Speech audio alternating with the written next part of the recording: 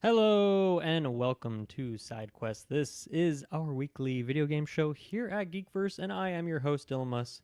I've got with me the brain muncher, Kirklin Patzer. How are you doing, my friend?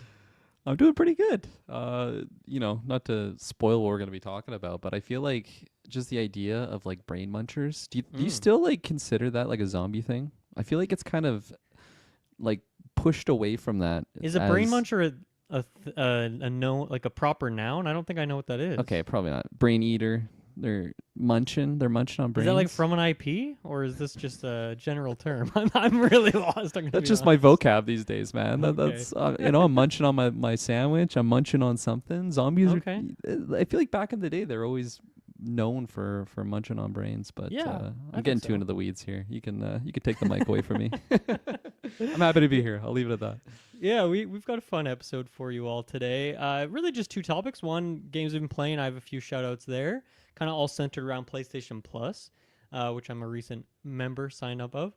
And then we're going to be doing a ranking of the best zombie games of all time.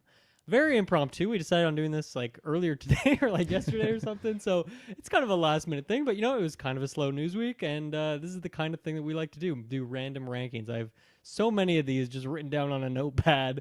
And this one felt right. The timing for a couple reasons. And we'll talk about what that is going to be later.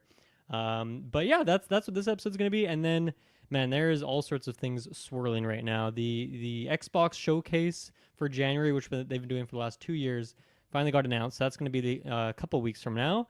And then there's been, once again, the rumors of the Switch 2 swirling again and again. It seems like potentially this week is going to be an announcement. So if that's the case, next week's episode will be breaking that down to some extent. So we'll see if that ends up happening. But I don't know how many other leaks and rumors and all sorts of things have come out, and then nothing ever actually happens. So that could be the case here. All we know is that they announced they're going to announce something before the end of March. That's like all we have to go off right now. That's a little runway for what the rest of the month is going to look like here. Other than that, hit up Patreon. Get episodes early and ad free. It's a great place to go and support us. You can also support us by leaving a review.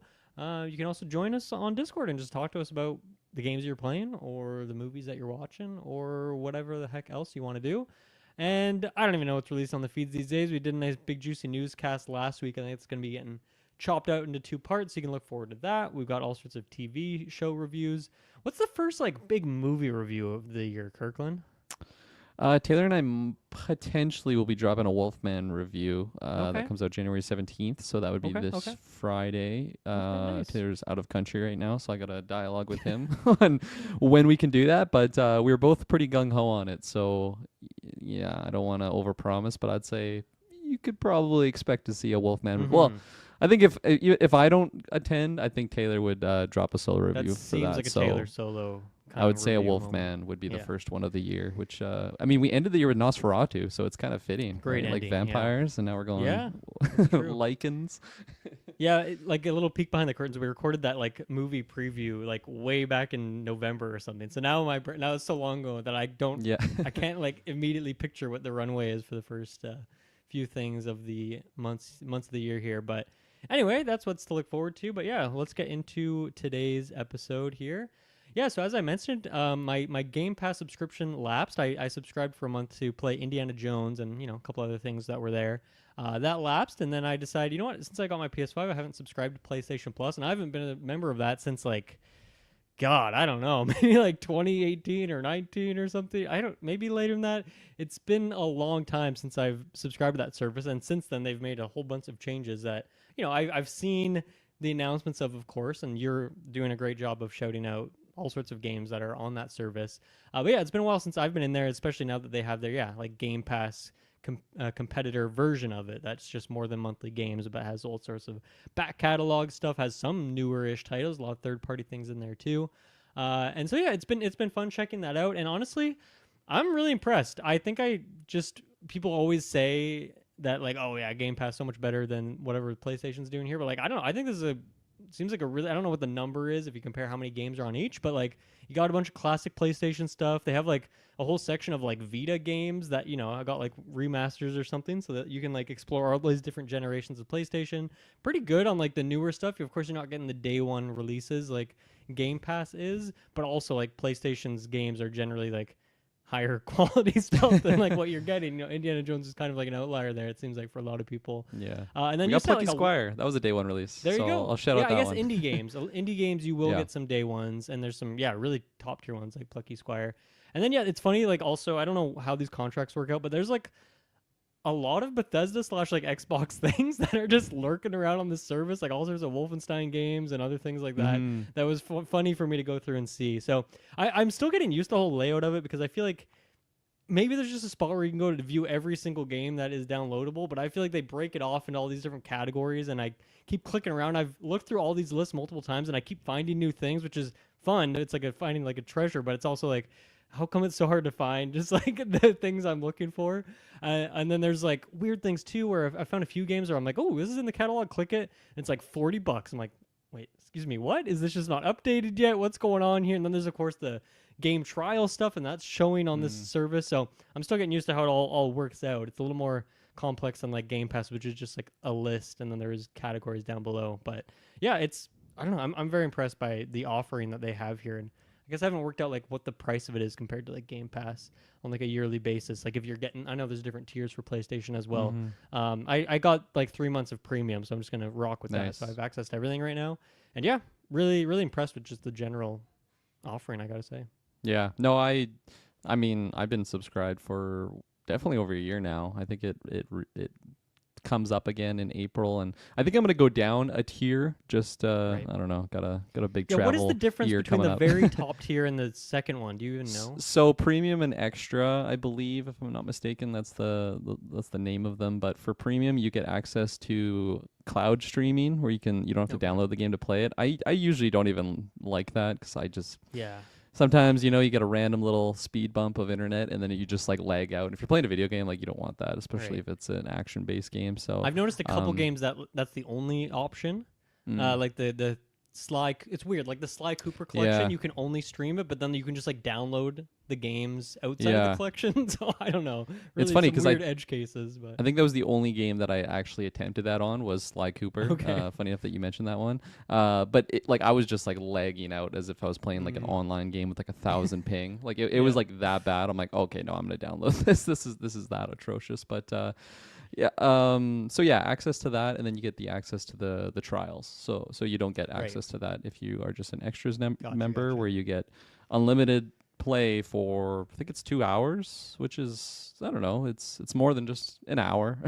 I think my Baldur's Gate experience, for most games, that'll tell you like if you're gonna like the game or not. So true. Pretty I did the trial for a few games. Stellar Blade was one, bought that game. Baldur's Gate was another one, which I bought that game. So it's been, I think, 100% success rate for me of doing the trials and then purchasing the game. So that's been effective. It's funny for the Baldur's Gate experience, though. I think I actually got like 20 minutes of actual gameplay because Shay and I like made our characters like together, and then I'm just like reading through all the whatever, and then I didn't know this, but you can actually make your characters at the exact same time. So I like made my character, and then I'm like, okay, add second player now, and then it like brought up like the split screen. I'm like, that's hilarious. Are you kidding me? We could have done that whole thing together, but yeah, hindsight. But so yeah, I believe that's the only difference there, and then I think some of the classic games are only on the premium. Okay, maybe tier. like a certain console or something. Yeah, like I remember when I first got it. I don't know if it's changed since, but I think PS1 and PS2 were on extra, and then if you wanted the PS3 titles, they were on on the premium, which that was like the only category I wanted to jump into was those PS3 titles. So I think that's why I initially got the premium membership. I don't know if they've since worked like swapped that around, but like as far as I'm aware, as long as you have the extras tiers, like you get like the Ubisoft catalog, which of course that has a buttload of games, all the Assassin's Creed in there, Far Cry.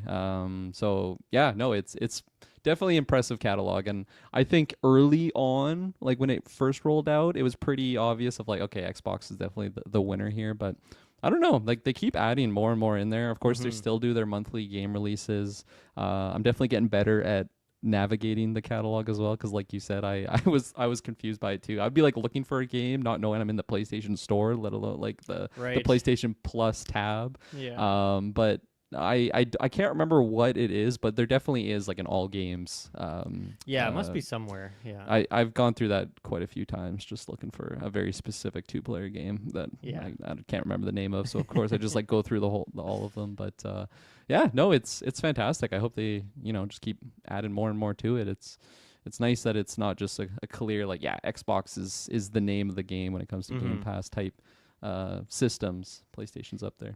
Yeah, I mean, I think it's just a credit to how strong PlayStation's history is, and their back catalog of stuff is just super great. And obviously, Xbox has kind of grown in a way just because they've like acquired so much stuff. Like obviously, when they got the Bethesda acquisition, that was a huge amount of stuff that could drop on the console. And they like even the Activision Blizzard stuff is like barely even dropped on there. So like once all that stuff comes in, if they do a huge drop at some point, then that'll be like wow, even crazier value for this thing.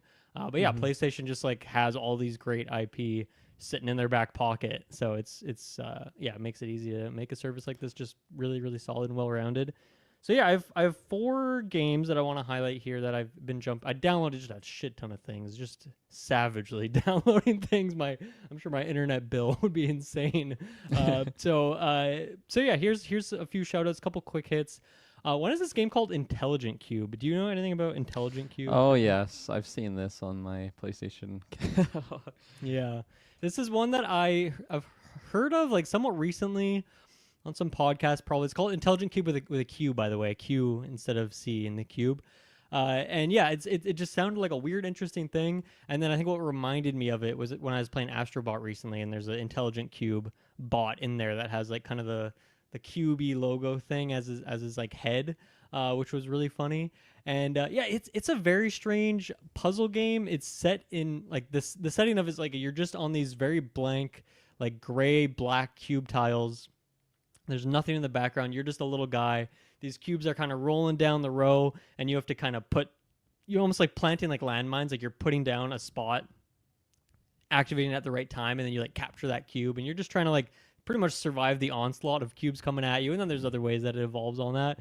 The framing of it is very silly, where it's just like each level, depending on how well you do, it calculates your IQ, like your intelligent cube score. And so I don't know, like the theming of it is like very goofy. It's a very weird game. It's kind of like janky, but to get the hang of it and like the tutorials, like I don't know what the heck is going on. These controls, like it's very weird to like mark a tile and then like time that attack on that tile later. It's just like an extra step than like most games have to like do an action. It reminds me a lot of Humanity, which is the game that I loved from 2023. That like weirdo puzzle game with all the people. It's different that it doesn't have all the human element of it, but just in terms of like the look of the levels kind of being very minimalist and really just focusing on like this weird kind of puzzle gameplay and it being kind of silly.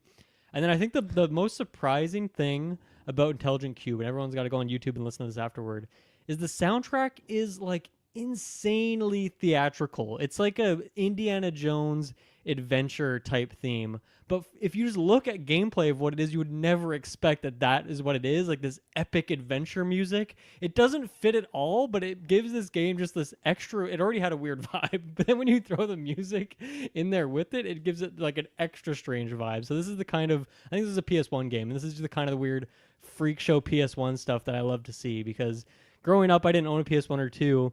My next door neighbor and like cousin and stuff had them, so I played select games like your Spyros, your Crashes, your Twisted Metals. Those were kind of like the big 3 for me. And I don't know, I just didn't really explore like weird games. Like I never went to the video store and rented strange games like this. But it's just kind of a really weird. It almost feels like a 3DS game in like a very specific way. So yeah, shout outs to Intelligent Qube. I don't think it's what I'm gonna be going back to over and over again and try and beat it by any means, but a really weird, interesting game. Worth a shout out there. And I did not know about this game. I thought you were referring to a game called Qbert, which you might be familiar with. Right, good old separate classic situation. one, Yeah, with an orange gentleman. That I mean, similar. You got cubes in there, but it's funny how you mentioned that. Like, just this is definitely not a game that you would rent or something. Just thinking back to like little me in Blockbuster looking for like the one video game that I'd be allowed to rent for like the weekend. If I saw this cover, like never in a million years am I grabbing this game. You know, like they're not going after a younger audience. I don't think with Yeah, I don't know the what the aesthetic audience of is what for this this game is. game. Just smart people, I guess. They're like, Just oh, nerds, intelligence yeah, cube. I'm yeah. intelligent. Let's try this out. That's true. Yeah, generate your IQ score. People who love touting their IQ online, that kind of person. Yeah. And then next up, this is really perfect. This was on here because as I've been chronicling with you, Kirklin, I've been getting like into the Sniper Elite games. And recently, like over the holidays, I was really craving to jump into another Sniper Elite game. And it's perfect because like a few months ago, I bought Sniper Elite 3, like a 360 copy. And so I dropped that into my Xbox Series X, and it doesn't work with the back compat, which is extra strange because on my Xbox for the 360, Sniper Elite 2 worked. So like the older game was working, but not the newer one. So really strange. So I still have my 360 somewhere. It's not actively plugged in, right? So I can play that someday. Maybe I'll just get it on Steam or something. But so I was very pleased to see when I was cruising through the catalog here that on PlayStation Plus they have Sniper Elite 4 on there. So 3 is still eluding me, which is too bad because I know that's the one that you're a fan of. Yeah. So I want to share that experience with you. So I'm kind One of day. circling around it, and I'll get back to it someday. But yeah, I've been playing Sniper Elite 4. So the setting of this one is Italy. That's kind of like the big differentiation between all these games, right? Is kind of where you're at with it. And yeah, I think this is once again a series that I know I've mentioned on Sidequest, but if you've missed those discussions, like very underrated series, generic name, generic title, generic artwork and all that stuff, but like really fun stealth action games, huge sprawling levels. And I think, going from Sniper Elite 5, the first one I played, back to 2, I was like pretty underwhelmed by 2, which kind of makes sense. It's a much older game. But back up to 4, like this feels kind of just on par with 5 in terms of the scale and like the complexity of the levels. And like, obviously the visual quality is not quite as good as 5, but it still looks great. I think it's still a pretty modern game, right? And yeah, I've just been having a blast. I think they do such a good job in these games of levels with a lot of variety. I mean, the levels are huge, so even within one level, you'll get different sequences or close quarters, stealthier sequences versus big open sniper areas, all sorts of different places to have like shootouts, indoors, outdoors, all these different highlights and things like that. But then also like levels where there's like sounds going off, so you can like time your sniper shots. That's a big mechanic of this to kind of muffle your sound. But then other ones where you don't have that at all. I just finished earlier today, like a long stealth mission is set at night.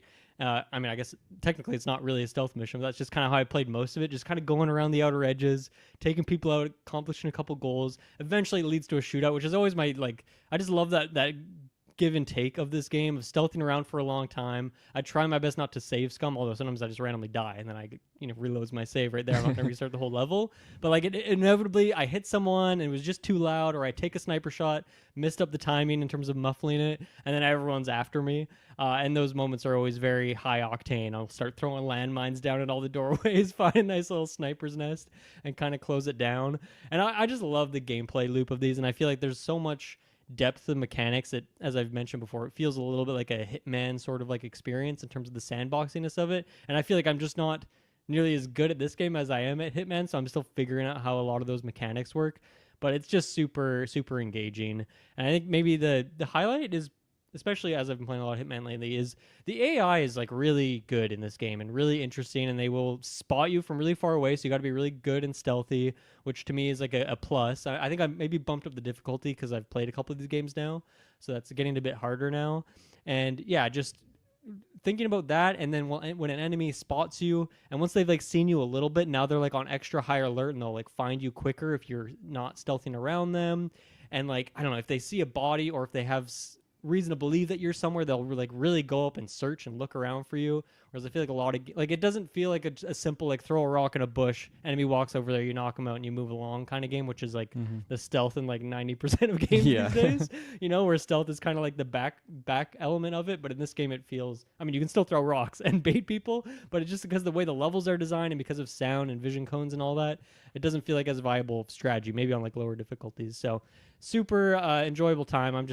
I probably could have waited because there's another Sniper Elite game coming out later this month, and then Rebellion has like another game coming out in like a couple months, as we talked about, Adamfall. So like there's probably enough coming out that I didn't need to pick this up now, but I was just kind of craving this sort of gameplay.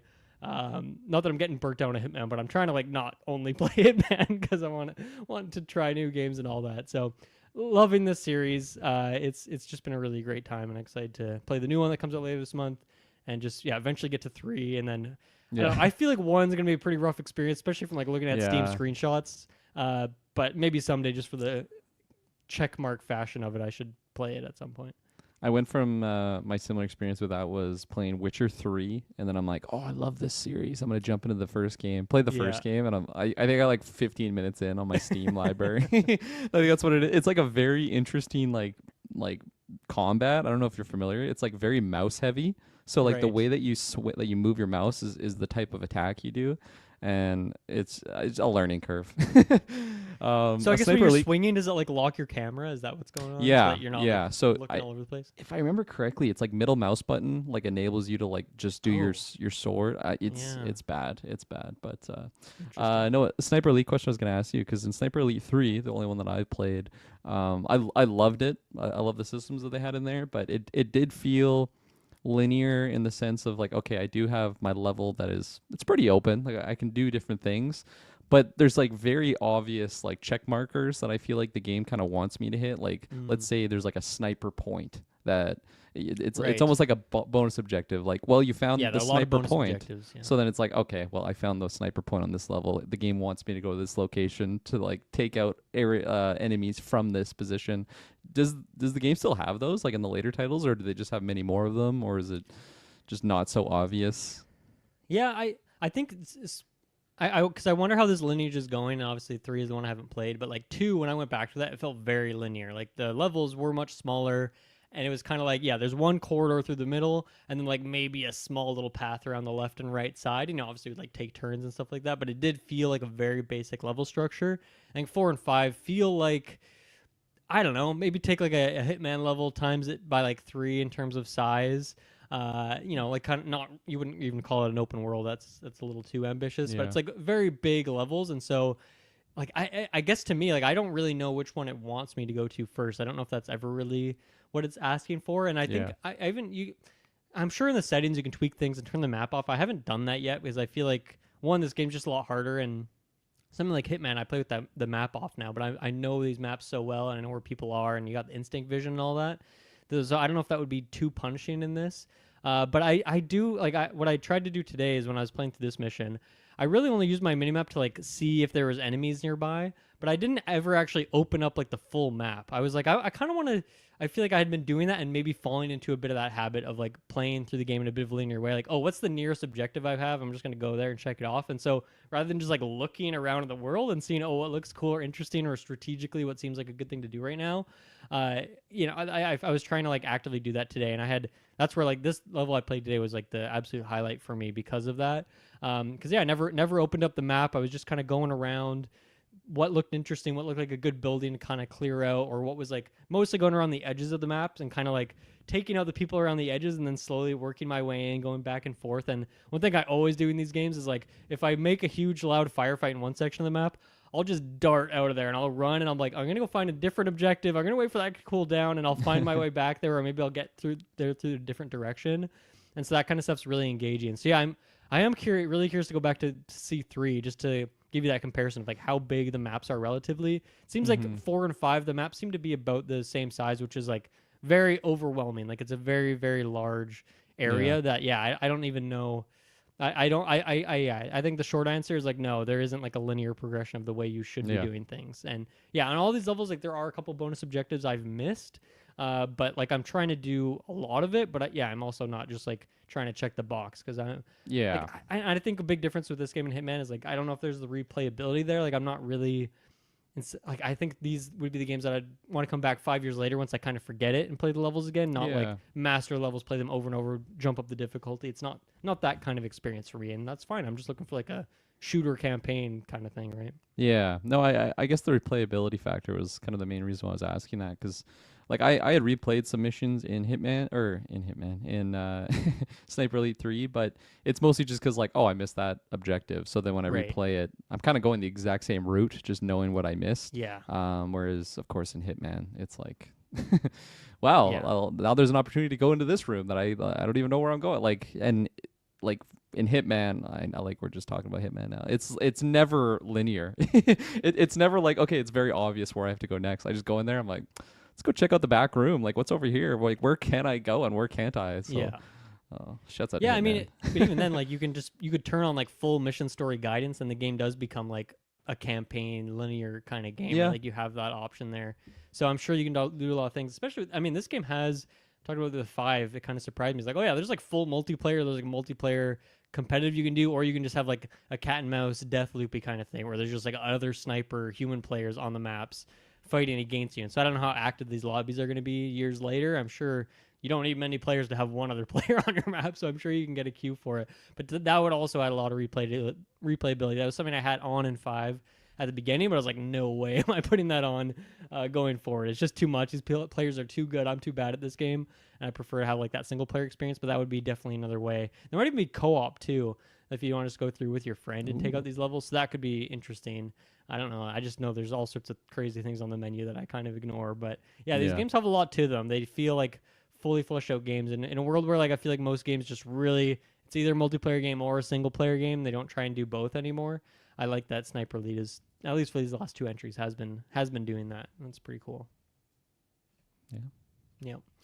So there you go. That's Sniper Elite 4. I think I'm probably about maybe halfway through the game. I've done like 4 or 5 missions of it at this point, so definitely gonna plug through that, try and finish it before Resistance comes out, which is pretty soon. How about we take our first break of the show, and we'll be right back. Okay, we are back. Okay, the next one I got here is definitely a highlight in, once again, just like weird PlayStation stuff, which, yeah, I feel like we don't get a lot of weird PlayStation anymore, but they definitely dip into it every once in a while. But yeah, one of the main games I've been playing here is Gravity Rush, which I'm sure you've heard of this one, Kirkland. But like when I say Gravity Rush, what comes to mind? Do you have any preconceptions of this series? Fast-paced gameplay. I've seen it on the catalog, but I cannot picture what the game is right now. I cannot. I'm sorry. No, I mean that's the exact same thing for me. It's another game that I've just heard for years is like cool and weird and interesting and good, but like never hear people talking about like what it actually is, what the gameplay is, what it's all about.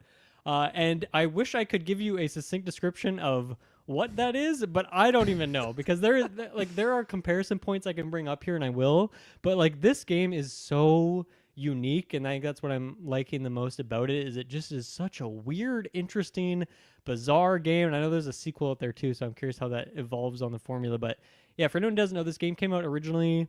The first one came out in 2012 on the Vita. Might have been earlier because I think it was a Japan exclusive, and then it came to North America, so maybe a little bit earlier than that. But yeah, 2012 on the Vita.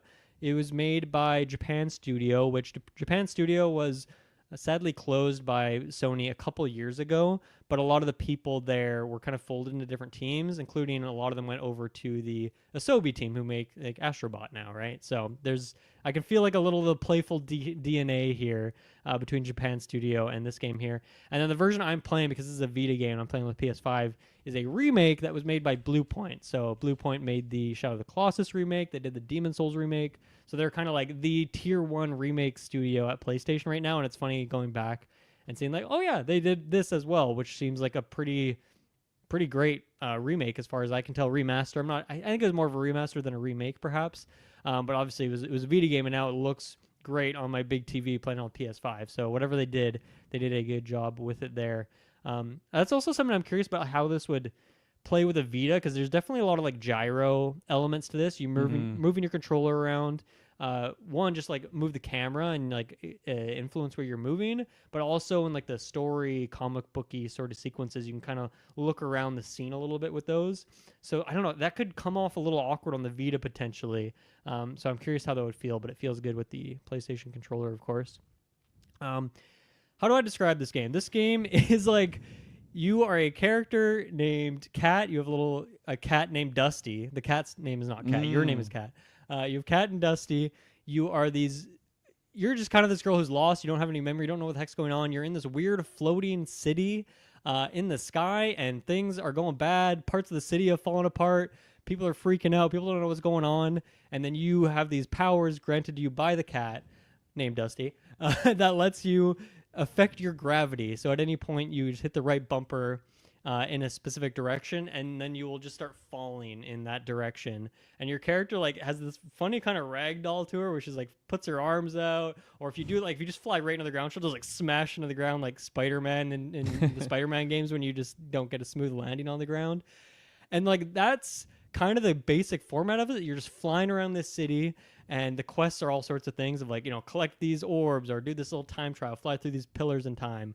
And then eventually it like introduces combat and stuff. But yeah, you're like changing your gravity, and then you can like walk on the sides of buildings or on the roof of things too if you've like set your gravity there. And then at any point you can hit the left bumper and it'll just like return your gravity like the default version to like fall to the ground. And then eventually on top of that you get like the ability to just like pretty much power slide on the ground like infinitively like a skateboard, so you can like combo that by like gravity and like flying into the ground and then landing with like a slide and like jumping and doing more gravity. And it's just, I think that's why I'm loving it so much, is I just love movement in games like this, like in open world games or like open area games that have just like really fun movement systems. Like that's all I need. Most of the time I don't want to do the combat in those games. I just want to move around because that's like such an engaging part of it. And this game is definitely nailing that aspect of it. And I feel like the skill ceiling on this game feels super duper high because there are certain like time trials I've done and I'm getting like nowhere close to like the best time on it. So I'm still like a very clunky, like low level gravity shifter. I'm just flying into walls, smashing all the time. It feels like I'm a kid on like the skating rink where I just don't know how to stop, so I just fly into the wall to stop at any given time. That's kind of me right now. So it's really fun getting better at this, or like when you get a really smooth sequence of like comboing moves together, mixing that in with like the combat, because the combat's very aerial based. You're flying into people midair and smashing into them and stuff, and like bouncing off them and whatnot. So yeah, I guess that's the best description of the gameplay. I can't think of a game that's similar to that. It's like very unique and very weird and very interesting. So that's kind of the first step of it. In terms of the vibes of it, it's pulling from all sorts of different things, or at least it's reminiscent of a lot of different things for me. One thing right off the bat was like it's giving me a bit of near automata sort of energy here. In terms of like the world, this game is like open worldy, but it's kind of small and you're unlocking different areas, so I'm sure it gets pretty big by the end of it. But like the environments are pretty bland. The colors are like pretty washed out and dull. But then like the sky is like this like hellscape, like peachy orange that looks like as if there's like a fire going on, when the sky gets really messed up when there's a forest fire or something like that. It feels kind of like that, which is like very contrasting, like the very like browns and grays and like dark washed out colors of just like the city and the people and like everything except for the sky. And then like your health bar, which is like green and blue, and that's really bright. So yeah, really weird energy there. So much so that like after I was playing more and more, I was like, man, Nier must have had some influence from this game, looking at the timelines of it. And I couldn't find any like articles or anything that like made that connection in terms of them talking about it. But there was, I noticed in Gravity Rush 2, when I was Googling around, that there's like a Nier costume like crossover in that. So I feel like there is some sort of respect or love from these developers for each other. Feels like in the way like Stellar Blade has like the Nier, like the 2B costume, I think that you can get purchasing in there. It feels like that same sort of thing there. And then here's a very weird way to describe like how the city, because the city feels like almost like a liminal space. There is people walking around, but like it does not feel like a real place that living, that like people are like, there's no way that like, there's no like agricultural like food. Like I don't know how these people live at all. Like none of it makes any sense. It feels like a weird dreamscape, and it almost feels like the like the monastery in Fire Emblem Three Houses, where it's like there's people and stuff, but like the buildings are pretty bland. It's pretty generic. You can't really go in a lot of places. It doesn't really feel like a real place. It's more just like to facilitate the characters. It honestly feels a lot like that. And the music of the town, like the basic town music, sounds so similar to like the Three Houses like monastery music. So obviously Three Houses came out after this, but that's something I wonder about in terms of like an influence there as well. And that might just be me putting too many like a conspiracy level thing, but like all of these things I just mentioned, weird mixture of vibes that leads to a very strange and interesting and unique game. It's funny because just looking at gameplay, I mean the gameplay is unlike any game I've played. I'm sure the trailers are like they're actually moving well, whereas I'm like a newbie just flying into things. But just like the aesthetic of the world, the characters, all those pieces remind me of many different games that I have played in the past, whether it's other anime type, very anime type game for sure. Yeah. oh my god, what was it called? Scarlet Nexus, I think Yep. that's what it was. Very similar sort of vibe of like the comparison to Three Houses though, where like I'm like running through the town. Every character that I interact with is just a statue. They just stand there. They have the Yeah. same dialogue when you like interact with them, but then you can like hand in a quest. Exactly like how Three Houses is. I remember shouts out to Dragon Ball. Dragon Ball Z Xenoverse had a very similar thing where you're like running around. The town is like the exact same song playing, like no matter where you are, every character is just like standing. I wonder if it's like a Japanese studio, just like classic, because I Sure. imagine Yeah. this is from a Japanese developer, right? Yeah. It was Japan Yeah. Studio. So it Yeah. was, yeah. Oh yeah, there you go. Yeah. Yeah. That's the main one themselves. It's in So the title. it's funny, just like a similar type of. I don't even know what you would call it. Just a similar style or like way to manufacture those types of worlds, because even Stellar Blade to an extent is a little bit like that. There's a lot more living breathingness to the work to the Nice. cities, but a lot of the times when you're going through those cities, like the same songs just going, and it's a good Japanese orchestra song. Yes, It sounds of course, amazing, yeah. but like still it's just very similar type of experience. And yeah. Mm-hmm. Yeah, and I think in terms of talking a little bit more about like just the general vibe around the town and stuff, like the game has a silliness to it. One, I think that's part of how almost how bad I am at the game. I think that is like intentional. Of like you slamming into things is like a part of the humor of it. Or like at one point, this kid he's lost his dad. He doesn't know where his dad is, so he's gonna stay there. You tell him to stay there. I'll go get your dad. And like at any point, you can hit the I guess circle button, and you'll like any physics objects around you will like get scooped up in your little gravity orb around you, and then like they'll fly with you. And so you just like pick up this guy's dad when you find him, and he's like flailing in the air. He's like, "Oh, what's going on here?" He can't normally do this power as you're like flying across the city now with this guy to like drop him off at his son. Or like early on in the game, you have to like build your house, which was a very random little side quest. You just had to go around, find a bed, scoop it up with your gravity well, take it down to the sewers, find a chair, pick it up with your gravity well, move around, bring it back to your sewers. And I don't know, it just feels like a very goofy tone to it as well. And like one thing I love about, I feel like I haven't talked about this much recently, but Crackdown, one of my favorite all-time favorite games. I love Crackdown so much. Crackdown One of my 3. favorite parts about it. What's that?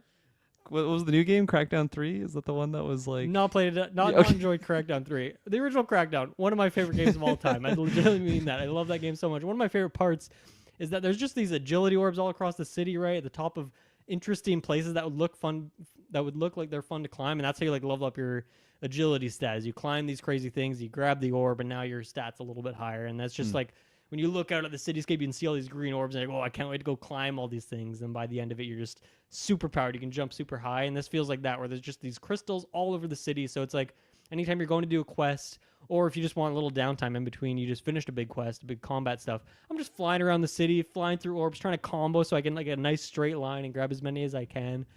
Just super enjoyable to fly around in here.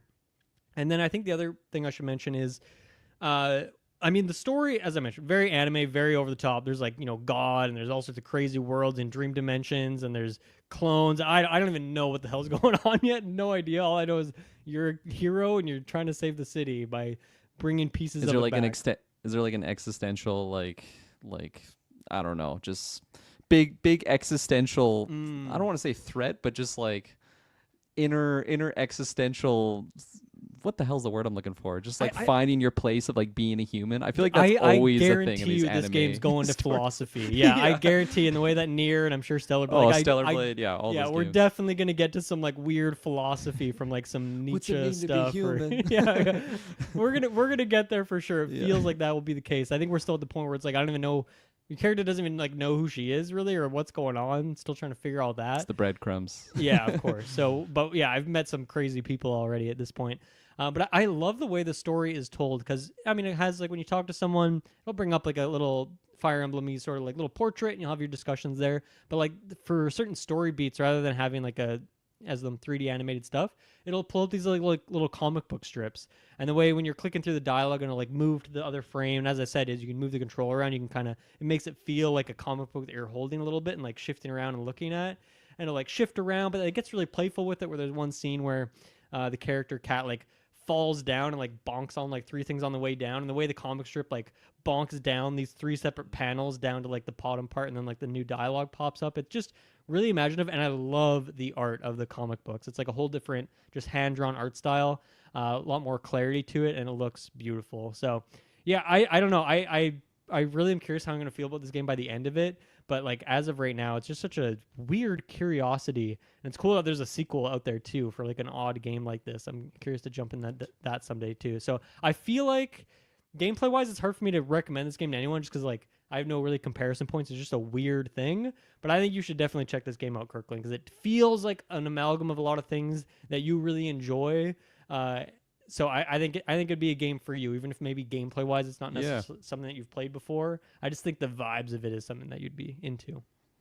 It's checking many boxes. I feel like just like I definitely thought it was a different game just by the name, and then when I pulled it up here, I remember seeing it on there, and of course it's just like, oh, an animated game. Okay, add this to the games I want to play. they're usually hitting a lot of my just a lot of my checks, my check boxes, I guess, for what games I like, and the gameplay elements. I mean, when you're first describing it, I'm like, pseudo regalia. That's what I'm thinking of right now. Just like interesting movements. Okay. I love the way that you're just like, you're saying like, yeah, when you're getting too fast, you just like slam into things. I'm like, man, that's like my snowboarding experience this year. I'm just, once I get too fast, I can't control. I'm just like grabbing onto a tree or something to just slow down.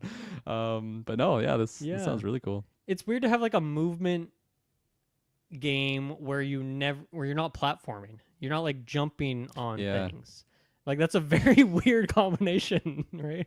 A game that I want to recommend to you just on the basis of movement, and especially how you're saying like this is one that I'm sure like, I don't know, speedrunners usually like find glitches in the maps, but I'm sure like just seeing like absolutely an online a game I'm gonna watch the expert. speed run of as soon as I'm done. So another one that makes me think of that is Titanfall 2. Specifically Titanfall 2. I don't know if you ever played it. I have not, but that is a big backlog one for me. I remember Briggs was a fan back in the day. Big fan. And when I went through it, I was just like, I only played the story. I didn't play online. I'm sure the online is crazy with just the movement that you're able to do in that game. But I love the story. I think I beat it in like one sitting. It was like a 5.5, 6 hour story or something. Cool. But the movement, like, cause you're mostly in a mech. There's many missions that you're not in the mech though, or maybe you have a portion of it in the mech and then you have to get out. And just the movement when you're running around, it's like more fun to play the game not in the mech because you're just wall running. And then if you like land and like slide, you like pick up speed and then you can like carry that momentum to get like higher up in areas. So like in the little training zone, it's kind of like in at the start of like a Call of Duty 4 campaign, when you're like running through the house to try and get like the best time, and then it'll like recommend your difficulty based on the time that you beat it in. Like samesies to Titanfall. You like go through it, it's like, okay, recommended on easy or regular hard. But then there's like the time trials of like beat it in this time, and then there's like the records of people that have done it.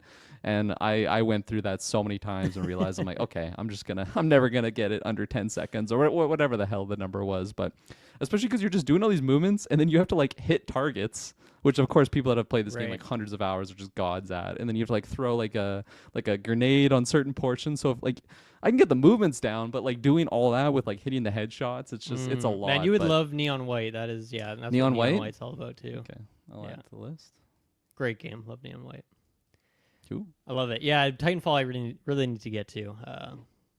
So many things on the backlogs. Only so much time. I'll get to it someday, I promise.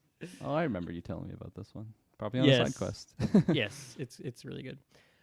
Okay, I think that's all I want to say for Gravity Rush at the moment. Like I said, I have not beaten it yet. Once again, another one I think I'm probably about halfway through it. So we will see how it evolves. I'll report back on that one. How about we take our next ad break? I have one more game, but it will lead nicely into our main topic. So we will be right back. Okay, we are back. The last game that I've been playing on the catalog, this one has been on my radar for a long time. Kind of missed it. It was one of the main big PS4 games that I didn't get around to in that generation, and that is Days Gone. I've finally been playing some Days Gone for the last couple weeks here. This is kind of the last. This is like the white whale almost of like the PS4 generation from like those really iconic PlayStation showcases of like all those games, all those trailers hitting. Like whether it was God of War and the reboot of that, the Spider-Man and that coming off, Horizon, Last of Us Part 2, Ghost of Tsushima, Death Stranding, Detroit Become Human, and I feel like Days Gone is like another one that in that pocket of like, the AAA first party Sony stuff that's going like up the extra mile in terms of the presentation of it and doing something a little bit different. So yeah, I've finally been playing some Days Gone, and yeah, it's been an okay experience so far. I think as far as like these kind of games go, like this is like a very open world checklisty sort of thing. Very very Sony first party thing where it's very story focused, a lot of characters having conversations, a lot of flashbacks to other characters and all that. So it feels a little by the numbers, and I think it probably still would have felt that way if I played it when it came out, which I think was 2019. But I think especially now that I've played a bunch more games that have kind of followed in this PlayStation Sony suite, I guess it feels like a little bit a little derivative, I suppose, to some extent. But I mean, first of all, I love the setting of this game. I think it's set in Oregon, and so obviously it's very similar nature and stuff to what we have up here in British Columbia. And so I always like when that's represented. It almost has like a little bit of Pacific Drive energy to it just because of the setting, plus the fact that you're spending so much time with your vehicle, and there's like that intimate connection with your vehicle in this game. So it's a little bit similar to that. But yeah, like looking out at like, I assume like one of them's like Mount Baker. It looks a lot like that, but like these beautiful snowy mountains with like just the forest as they're going up, and then you get like the more dry deserty areas with like the lush, dark, like deeper forests, the creepier forests. That kind of stuff is really fun. And yeah, like as I said, this is obviously connecting to our main topic in that this is a zombie game, where I think they call them freakers in this game, which is like always the silliest thing when they announce that. I still like, I feel like I think about that trailer, I'll call it like once a month, which is still quite a lot for a trailer. Days Gone? That I remember that trailer. I like at the log camp, yeah, or the barn, that or whatever one. the hell it is. Yeah. Whatever it was, yeah, I can't remember the specifics, but just like climbing up the barn, having 50 freakers coming up behind you, running out onto like the silo, knocking this thing out, just trying to run away from them and all that stuff. Which such an iconic trailer. I haven't quite seen a moment like that in my playtime yet, and I'm curious to see when I get to that set piece, because I'm sure that's an actual set piece in the game, how much it lives up to that. But even like a recent quest I just did, it had like a ton of zombies in it, and I almost feel like it was teasing that sort of bigger trailer-y moment, because like they're all there, and I guess if you went in guns blazing, they would all target you, but they were like you were kind of sneaking off in the background, and they were kind of going after some enemies in the story mission, right? And then they kind of followed them away, and then there's only like 10 that you have to take out to beat the mission. But yeah, I'm really excited to get to like a bigger moment like that and see if it lives up to the hype, and just in terms of like kiting them and being overwhelmed. And like I already feel like with small encounters that I'm constantly running out of ammo and resources. So when I get to a bigger situation like that, I can see why it would feel so dire, because you don't just have like 200 machine gun shots in your back pocket. Like I have like 12 pistol bullets at maximum or something like that. Like it's very limiting in that way. So when you're like getting overwhelmed in a situation, like let's just say 10 zombies, for example, you run out of ammo, is it just game over? Like you just die, or is there like many other ways to like, or not many other ways, but just ways to like run away, or a melee weapon or something? Like how do you kind of roll with the punches in those situations? You always have your knife. That's your melee weapon. It never breaks. It never runs out. But it also takes like a lot of strikes to take down enemies, at least with my lower. I think you can level it up a couple times, but it's very low. But you'll find like improvised melee weapons on the ground. Like most melee weapons break pretty quickly, so they feel almost similar to how much ammo you have, right, in terms of how much you can use them. And you'll find those pretty often. So I like usually when I'm going through an encounter and I'm sneaking through, I'll be like, okay, the baseball that I'm holding has like 30% durability, so it's about to run out, and I see there's a 2x4 on the ground there. I'm going to mentally clock that, so when I get into an encounter, I'm going to bust through this bat, and then I can run back here and grab this thing. And so I feel like there is a lot of that planning to it, of trying to think forward. But I think a lot of it is just like, when it comes down to it, if that's what's going to happen with all these zombies, I'm going to try and get on my bike and get the hell out of there. And that can be really chaotic, because also it takes a couple seconds to get on the bike, rev it, and go. And so many times I like get on my bike, zombies are like jumping at me, they're gnawing at my ankles as I'm just driving off. Worst case is when like my bike got knocked over or something because I got hit or fell or something. And so my bike's on the ground, so I have to go through the animation of picking up the bike, getting on it. And sometimes I'll like run around, he'll do a big lap. You know, in like Zombieland when he's at the gas station, and Yeah. he's like doing laps to like unlock his car. It's kind of like that. I'll run up, pick up the bike, go do a huge big lap. You know, I only have so much stamina too, so I can like sprint for a bit, but then I'm like walking, kite them far away, and then I'll sprint to my bike to try and get in and out of there. Hopefully, once again, I have gas, because that's another thing too, in the way that a lot of zombie games I'm sure we'll talk about, like the resource management extends past just your weapons to also making sure your gas is good, and your durability of your bike absolutely sucks. You got to constantly use scrap to like heal this thing, which you can do on the fly, but it takes time. And if you are doing it in a pretty loud open spot, then you'll get swarmed by enemies at all times. But yeah, I think that's I can already envision that kind of fun kiting element, even just with like the smaller numbers of enemies that I've seen so far. But really excited to see those bigger set pieces. I'm sure they're gonna be sick. I'm so happy that you jumped on this game, because this has been one that, I mean, like you laid out, like it's just been on the radar ever since that announcement. It was a phenomenal E3 like gameplay trailer or whatever that was at the time. Like it was just so unlike anything I'd seen before, especially in the zombie genre. And I just liked all the setup. And then it came out, and I feel like nobody played it. I think, you know, shouts out to Hidalgo. I think he got it and like told me a little bit about it. He told me he lost his bike, or like came back to his bike, and there's just zombies all around it. And then I think that kind of ended that playthrough. I don't know how much further he got in that game, but I don't know. He gave me some positive things to it, but it's just one that, because I didn't hear like a lot of buzz, kind of like how Horizon Zero Dawn had, of course, or God of War.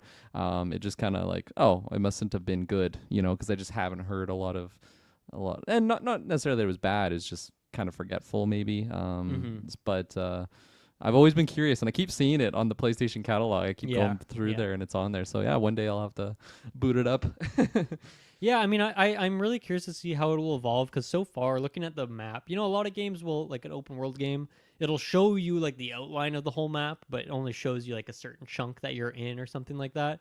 And then other games like kind of hide that until you've seen more of that area, like an Elden Ring. And then once you've walked into that new zone, then it like the map extends in that way. I'm guessing that's what Days Gone is going to do, because so far it feels like I've been doing like a triangle, just going around these same like 3 or 4 locations multiple times, backtracking back to this camp to talk to people, and then like going back. Like I feel like I've seen the same sections of map frequently. I mean, I haven't. It's not like I'm bored of it yet in that way, but I'm guessing I'll unlock new areas, because like looking at the outline of it, it seems like I've kind of seen most of it, and I feel like that can't be the case because I've only played for a few hours. So yeah, I am curious to see how it evolves in that way, but also like the skill tree for your character seems pretty basic. So I don't know if there's more things hidden there. In terms of like weapons, like you're pretty limited. You can only really have like a pistol, a rifle, and like a special weapon at a time or something like that. So you're pretty limited on how many weapons you can have. It seems like. So I'm curious to see how that stuff goes, and if it gets more complex, or if it's meant to be kind of, I guess, minimalist in terms of your character's build and whatnot. And I mean, there is definitely a story focus. There's a lot of long cutscenes. I've only skipped a couple of them, but I have watched a lot of them. A lot of the flashbacks to like your wife character, girlfriend, whatever she is, because I don't know if she's dead or if she's just missing. I feel like it's kind of ambiguous. Maybe she's dead. Maybe she is just missing. I'm not exactly sure yet. Still trying to piece together some of that stuff. And then, yeah, I think in terms of like the basic gameplay, like beyond zombies, there are other humans that you're fighting. So you do get like gunfights. And then there's like this weird cult of people who like have their head shaved and they act a bit like weird and freaky. And they attack in like more melee attacks, and they'll try and swarm you almost like zombies. So you get like a little variation. Then there's like a bears. And I think there was like a bear zombie at one point or something. He seemed like he was a little freaking out. That is something that has been really funny, where I think a highlight for me of like a game like Fallout, usually Fallout more than Elder Scrolls, is like when you're just walking around the world and there's like some random creatures just like fighting each other in the woods because of how the enemies like target each other. And that's been one of my favorite things, is like I'm sneaking up on an area and there's a bunch of human enemies who will shoot me on sight, and then there's like a swarm of 10 zombies, and I'm just gonna stand back here. I'm gonna let you guys duke it out, and I'm gonna go ahead and pick up I'm gonna take up the last 3 people that remain, and then like pick up all the good stuff. So there's been a lot of that too. So there's some funny moments in there as well. And yeah, I think the highlight in terms of gameplay has been like just clearing the bases, that very generic open world thing that every open world game has. But you'll be in this little town area. Maybe there's a gas station, a couple houses. You got to find out where the zombies like have their home base. and then you got to like torch it. But when you do that, it'll attract more of them, and then like in their home base, always like some will pop out of that home base, like they were, I guess, breeding in there or sleeping or something. So as soon as you do that, they'll be flying out towards you. And so I'm always trying to like, how can I get an angle where I can throw this Molotov and then like dart out of there so they don't see me? Nice. And so that's been really fun and always hectic once again because of how limited the ammo is. Just based on like one, how many shots it takes to take out some of these guys if you don't have like perfect accuracy, which that's a lot of thing I've seen in the skill tree is like just better accuracy and stuff. So I feel like you're meant to be a pretty weak gunman at the start of the game, but presumably you get pretty stacked out on that. And I don't really know what kind of crazy weapons you get in this. It seems like there's a lot of empty slots, but I don't know if you're getting chainsaws and rocket launchers like some games have, or it is more sticking to the grounded biker style, shotguns and pistols, that kind of thing, right? Nice. Yeah. That's awesome. Yeah. Just because we were talking about the good old E3, I randomly watched like the God of War reveal trailer, like when it was announced that God of War was coming back, and man, what a well-made trailer! Like the fact that you don't see Kratos like at all, and then he's like steps out of the shadow, and like the one I was watching was like a live reaction, so it was like the crowd just going crazy. It like gave me goosebumps, and it's so old, but still, I'm just like, man, what a crazy reveal. Sometime we should go back and do a little live stream, watch some of those big hype PlayStation or other conferences. That'd be a good time.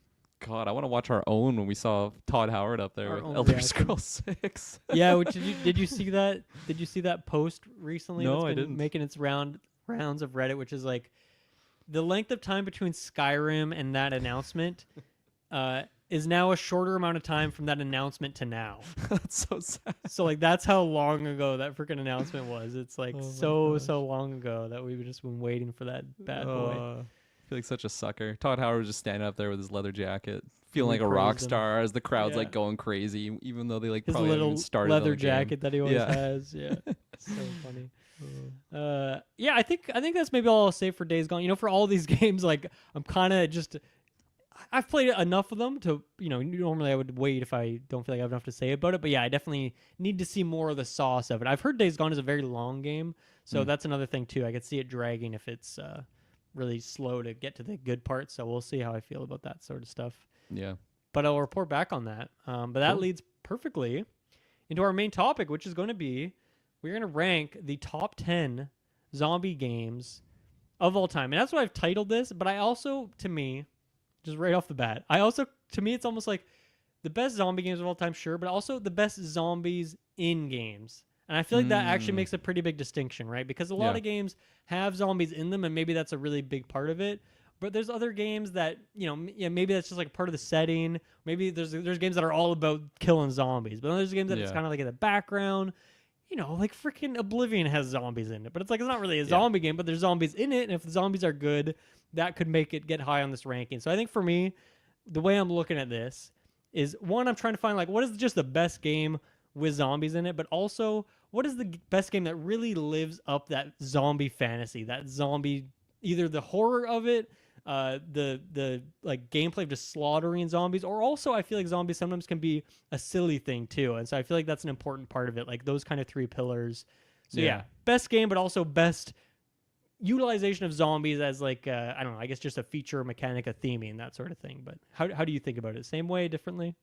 Yeah, no, I mean, it's a spicy topic for conversation. I feel like one that could be very obviously subjective. Some people might get very heated and offended by the list that we go out there, but this is our list. At the end of the day, this is the be all end all. Like I said, it is the be all end all list for us. It's true. It is the definitive ranking. But like I said, we came up with this topic in less than 24 hours. We did not research zombie games for months to make this list. This is off the cuff sort of ranking here, you know? And obviously the fact that I've been playing Days Gone had it on top of my mind, and the fact that you've been playing and talking a lot about Zomboid, those are the kind of two of the things that put it towards the top of the list too. And I feel like Taylor would have wanted to join on this, but we needed a topic for today. And the boy is out of country, as you said. So we're just going to go for it. We can always revise it with him later or get his take on it at the time. But we're going to do this in the same format that we did for our best snow levels and our best video game names that we did, which if you haven't watched those rankings, really good time. The snow one's timely. The name one is always relevant. Really good times. I've listened back on those and really, really happy with how those turned out. I think they're just a fun time. And this is kind of the same silly sort of fun ranking that we can do here. So the same format where we're both just going to go back and forth, throw a game, add it on the list, and we're just going to build up a big list of all the contenders. What are the best, what are the most relevant, and the most interesting zombie games? And then we'll take that list, we'll whittle it down to a top 10, and then we'll do our best to rank it. Does that sound good? That sounds good. I wanted to start with a question though, because like I love to hear. sometimes questions. there's like, maybe I'll just pull one for example, because this is definitely going to be one that I nominate. Is I have something... some in here that you're not going to like, so I'd say go for it.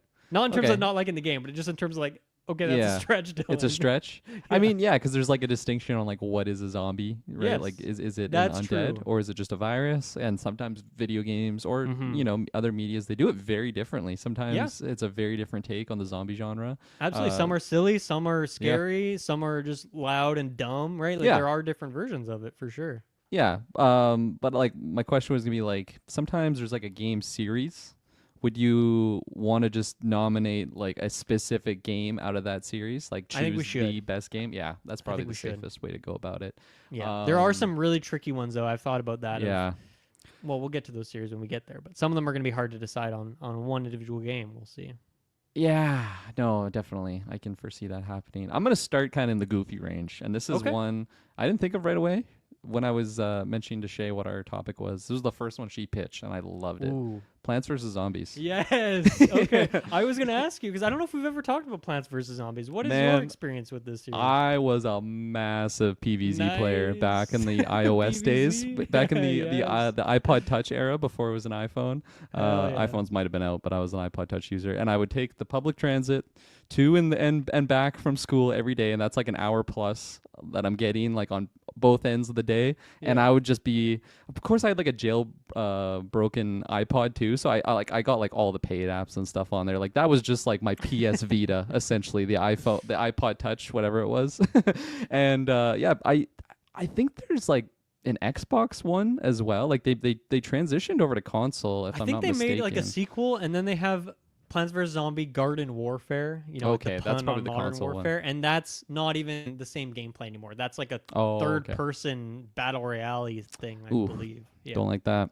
I mean, I've never played those ones. I've only ever, I think I've probably played 2, but yeah, Plants vs. Zombies 1 is one that just played. I've probably played through that campaign at least 5 or 6 times or something. I love that game too. It's been a long time. I need to revisit it, but goddamn, I love Plants vs. Zombies. For anyone who doesn't know, I guess you would call it like a tower defense sort of game. Yeah. But like, it is very unique. I've never really quite seen a game quite like it gameplay wise. Super fun strategy game. It gets like the silly, goofy tone of zombies that you're talking about. Of course, some of them have like the football helmet and stuff like that. The Zamboni riders, man, when those are coming out and you don't have like a lane ready. If you don't have a lane ready for the Zamboni drivers, you're just like, okay, I'm restarting this level. Like there's no way. Yeah. I'm so glad you brought that up. Yeah. Is Shay also, is she also nostalgic for that? Did she play it back in the day? I didn't really ask. I would assume so. Since fugue state talking about it. Yeah, since she just popped in her head right away, I would say yes. But no, specifically the first game for me. I don't really remember playing the second one. But like you said, like I think I went through that main story however many times, and then there must have been like some sort of survival arcade mode thing that they had in there that I was playing on repeat. But no, it was great. It had different variety of levels. Like when you have the night levels, so you have to make your mushrooms. Like you can't be getting your sun from your sunflowers anymore. So it's just, it made you tweak your strategy around, and then they'd implement like the pool. So like that's a very different element. And then of course the zombies are just pads down. The zombies are just so iconic too. Like their image, it's almost like a Minecraft character to me now. Like when I see that zombie, it's like, oh, PVZ, like Plants vs. Zombies. So yeah, well, shouts out to that mobile game, first one. I'm gonna use that as a perfect transition, and this one you might not like it. I'm gonna nominate Minecraft here because the most basic enemy in Minecraft that I'm sure everyone's first enemy that they will see is the zombie. When the first nightfall hits in Minecraft, usually the first time you've ever played the game, but I think also every time you come back to it and you're living in like a little dirt hut, and you hear that first zombie noise, it is terrifying. And they are the enemy spread in that game is really well designed, where you have like the speedier spiders and you have like the slow zombies, and the zombies are just more, they're innumerable. There's more of them. So they're just kind of slowly surrounding you. They're very, very slow. They're very bad. They can also, I think they can poison you now. Like they can rot you a little bit if they get you. It's just not something that was in there back in the day. But yeah, I think it's a tricky one because it's one zombie type, it's one enemy of many. But to me, it is like the first, like the creeper is the most iconic Minecraft enemy. You know, it's like it is what it is. But I feel like the zombie is like the first one and the most crucial one of the puzzle, and just the sound effect, that is another thing that lives rent free in my head. I can just picture that, and especially like if you're playing late at night or something, and like that sound comes out of nowhere when you're in a cave and you don't not seeing it coming, and you just hear that noise, man, it immediately throws in that fight or flight response. So I think in terms of that way, like Minecraft, you might not think of as a scary game, but like it can be a terrifying game at times. Exploring that world, being on your own, not having much resources, no safety.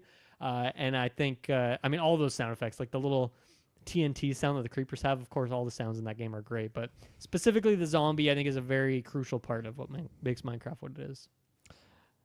Yeah, I don't know how I feel about that one. I mean, like I said, right now we're just chuck them on the list. Yeah, I know. Do the top 10 later, but yeah, I respect the pitch though, because it's like I wasn't really thinking about that too. I kind of forgot the zombies were even in there. Like when you first said zombies, I'm like, oh yeah, the creepers are kind of like a zombie, but then they actually have zombies. So yeah, I also wasn't the biggest Minecraft player, but still, I hear that Fair audio, enough. and there's something to that about a non-horror game feeling terrifying. Like I had that with Harry Potter and the Philosopher's Stone on PS1 back in the day. Shouts out to the troll in the dungeon. Yeah. What's your next one? My next one, I'm going Left 4 Dead 2 here. I'm going to come out hard and heavy. Okay. Specifically number 2. Number 2 also kind of just accompanied the first game. Like you could play all the maps and have all the characters from the first game into the second game. Yeah, fair so it might enough, be a yeah. cheat. There's so many great zombie types in that, but I guess if you're really wanting to pin one down, I would say just like the generic, like the cannon fodder one, not really the special enemy types. I mean, they're all zombies though, right? Technically, still. Like the witch, is that a zombie when you come across a witch? I think they all are. Yeah. Okay. What do you got? You got the boomer, you got the hunter, you Smoker. got smoker. I think they're all zombie variations. You got the spitter guy. Yeah, the charger. I think they're all zombies in that game. I think There you every go. single one of them is a zombie. So I think that goes to Perfect show zombie too, game. it's not always about just like the generic mindless Yeah. Minecraft one. There's all types of zombies in the world, and I think Left 4 Dead does a great job of making like gameplay a really compelling gameplay loop, but also like coming up with unique concepts like the smoker. That's never a zombie concept I've seen before. You know, something like a boomer, and we've seen that before. But like, yeah, there is some really unique stuff in there. Like this, like the hunter being the kind of more agile one. Like definitely the variety there is key. I'm realizing how much I've played some of these games we're talking about, because as we're talking about them, all I can hear is the audio effects from Left 4 Dead right now. Like literally, like I can hear the music from the tank entering. It's like, oh my gosh, here we go. Or a charger. Yeah. I can hear the little witch like moaning in the background. Yeah. Oh, so good. I think for me, Left 4 Dead 1 is the one that I guess I just remember more. But even to your point, like I'm probably even remembering playing Left 4 Dead, like those missions in Left 4 Dead 2. Yeah. And I think there's something to be said about just like the simplicity of Left 4 Dead 1, because you don't have the spitter or the charger, I guess, of the two that were added with Left 4 Dead 2. To me, in my mind, I think they're pretty much the equal. Jockey. That was the one they added. Oh, I think the jockey, charger was right. in the first game, but the jockey wasn't. I think you're right. Yeah, the spitter and the jockey, that makes sense. I think they're about equal games in my mind in terms of quality. I love both those games so much, and obviously the survival element of it, I can just in my mind picture so many iconic levels in there. And then just like even outside of those special ones, just like the hordes as you mentioned, throwing out the pipe bomb to drag a bunch of them together, like just it's. Not to spoil anything, that's absolutely a top 10. I feel like that's just up there. I'm gonna write Left 4 Dead 1 as well on this list, just because it needs to be mentioned. And then with that, I will go right into Back 4 Blood. I'll shout this game out here. So for anyone who forgets Back 4 Blood, this is a game made by, I think they're called Turtle Rock, and they're kind of an offshoot of many of the people who made Left 4 Dead. But since Valve didn't want to make it, they went on, made their own studio, and they made Back 4 Blood, which is like, it's the exact same as Left 4 Dead. You know, all the names are different, but it's the same sort of thing. Similar enemy types, similar level design sort of ethos. But it's just more of a modern take. I think it came out 2021 or 2022. So it's just like looks a bit better. You have some new, fresh levels. The characters have class types to them. That's a little difference as well. So you have like a medic type character, I forget what the other ones do, but you got like you got characters that have specific things. And this is one that I think it's not quite as iconic for me as Left 4 Dead 1 because Left 4 Dead preceded it, of course, and it just came out in that time. Left 4 Dead was when I was in high school with my friends playing this stuff on the weekends, whereas Back 4 Blood is one that I played through the campaign through once. I played it with Dante and some other friends. That was a good time, but then I didn't revisit it. So the levels, like I can still picture some of them in my head, the iconic ones, but of course it's not going to have the same mind share. So it's probably not going to make the overall, but I had to shout it out because it's a great game. It's like about as good as Left 4 Dead. It's just the fact that it's coming all these years later. My mind, I'm not quite in that nostalgic space for it anymore, but it still is a really great game that if anyone is craving that kind of experience, a new version of that experience, I still absolutely recommend that game. I think there was even some DLCs that I never got around to. So shouts to Back 4 Blood.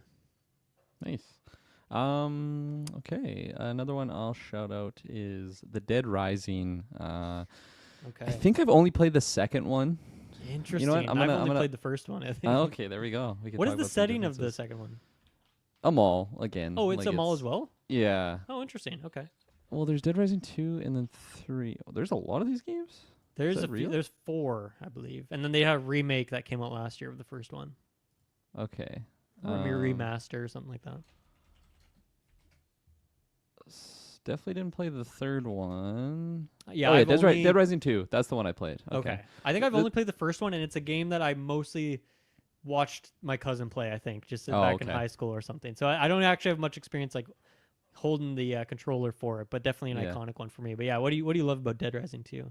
Dead Rising 2, my passion for it grew from actually just like idolizing the first game because like you said, like I think I went over to a cousin's house and like watched him play it. I remember that one was being like it was all over those like Xbox magazines and like the school library, and I would just be like the idea of a zombie game that you're like, it's like kind of sandboxy, you can make weapons and just kill zombies in unique ways. That was like the coolest thing to me. It had a kill counter, which I thought was just so unique at the time.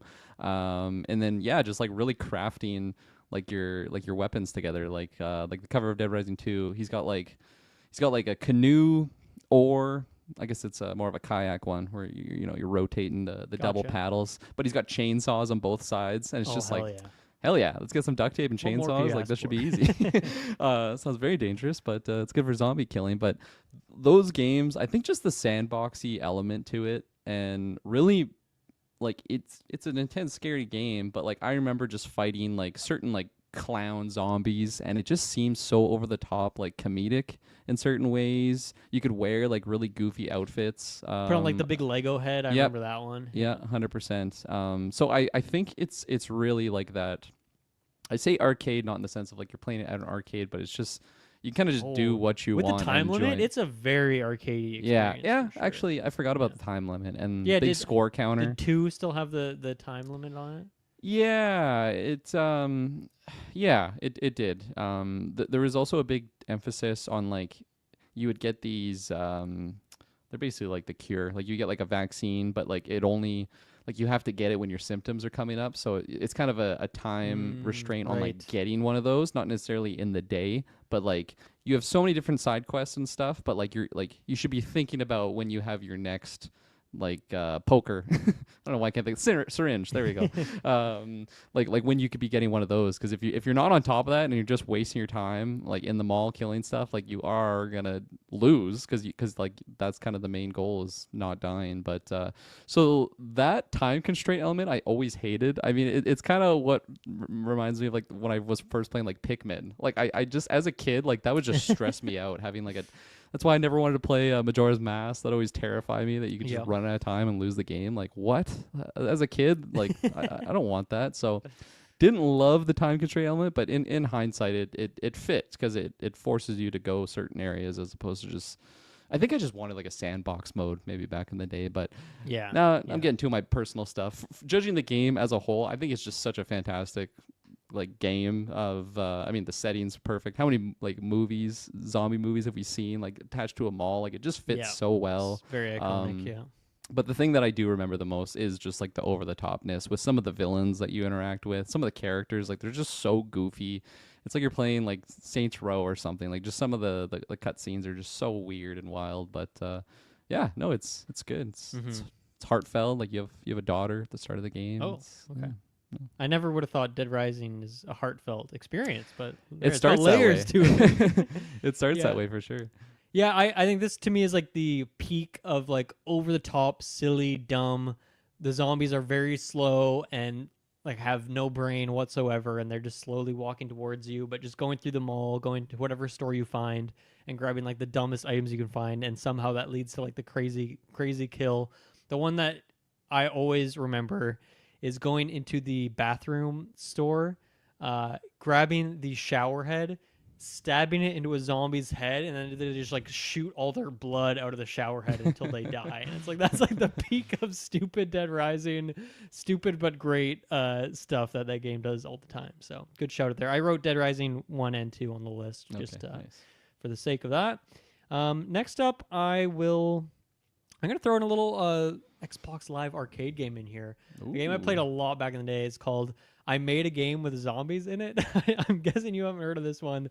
It's very silly, very stupid, but I think this game is like lives in the same space in my head as playing like games on like Miniclip or Addicting Games. I forget. I think this game might have been like $2 or something on the Xbox Live Arcade, but this is like one of those early. I think it was one of those early Xbox Live Arcade games, which is like Spelunky's in there, Trials, like some of these games, and like it was just such a weird time of gaming for me. Like, oh, I can spend like a small amount of money and get these really cool, weird games, these games that are very specific and different. It was like, playing games like browser games back in the day was playing like indie games, but we just didn't really think of it in those same terms. And then like Xbox Live Arcade was like, oh, indie games are back and they are a thing. They mean something. And obviously Spelunky has turned out to be one of my favorites of all time. But anyway, all that to say that I Made a Game with Zombies and it like exists in that same spot for me. And it's funny looking back on it because I feel like it's very similar to like what Vampire Survivors is as a game, where it's just top down. You're running around, you're grabbing upgrades, you're killing zombies, you're just trying to survive. I think the premise of the game is that it's literally a 10-minute long game, and you're just trying to survive for 10 minutes long. And so you're grabbing different weapons, different upgrades. You can play it co-op as well. And of course, it just gets super hard. So even though it's only 10 minutes long, very arcadey in that way of like playing it over and over again, trying to get it. And then the game is very silly. It's very over top. Even looking like the box art, it's like looks really stupid. Like it looks like a mini clip game or something like that. And I feel like it's very intentional. Like the whole game has one long song for it, and it's like the guy, presumably like the one developer of the game, and he's like singing like, "I made a game with zombies in it." Like that song, I can still just picture in my head because it's just like the anthem of the game is like this one like 10-minute long track or something like that. So it's just like cheering you on and like building up this thing. So I don't think I can remember too many specifics of it, but there's just a lot of like foggy memories, and yeah, that game was a good time. So shout outs to I Made a Game with Zombies in it. Man, you just opened up a whole I'm sure I did with that one. But just talking about, especially just certain like flash games that we played back in the day, there's many that struck me in the zombie genre, but one that I actually found that I remember playing this so much. It's called The Last Stand 2.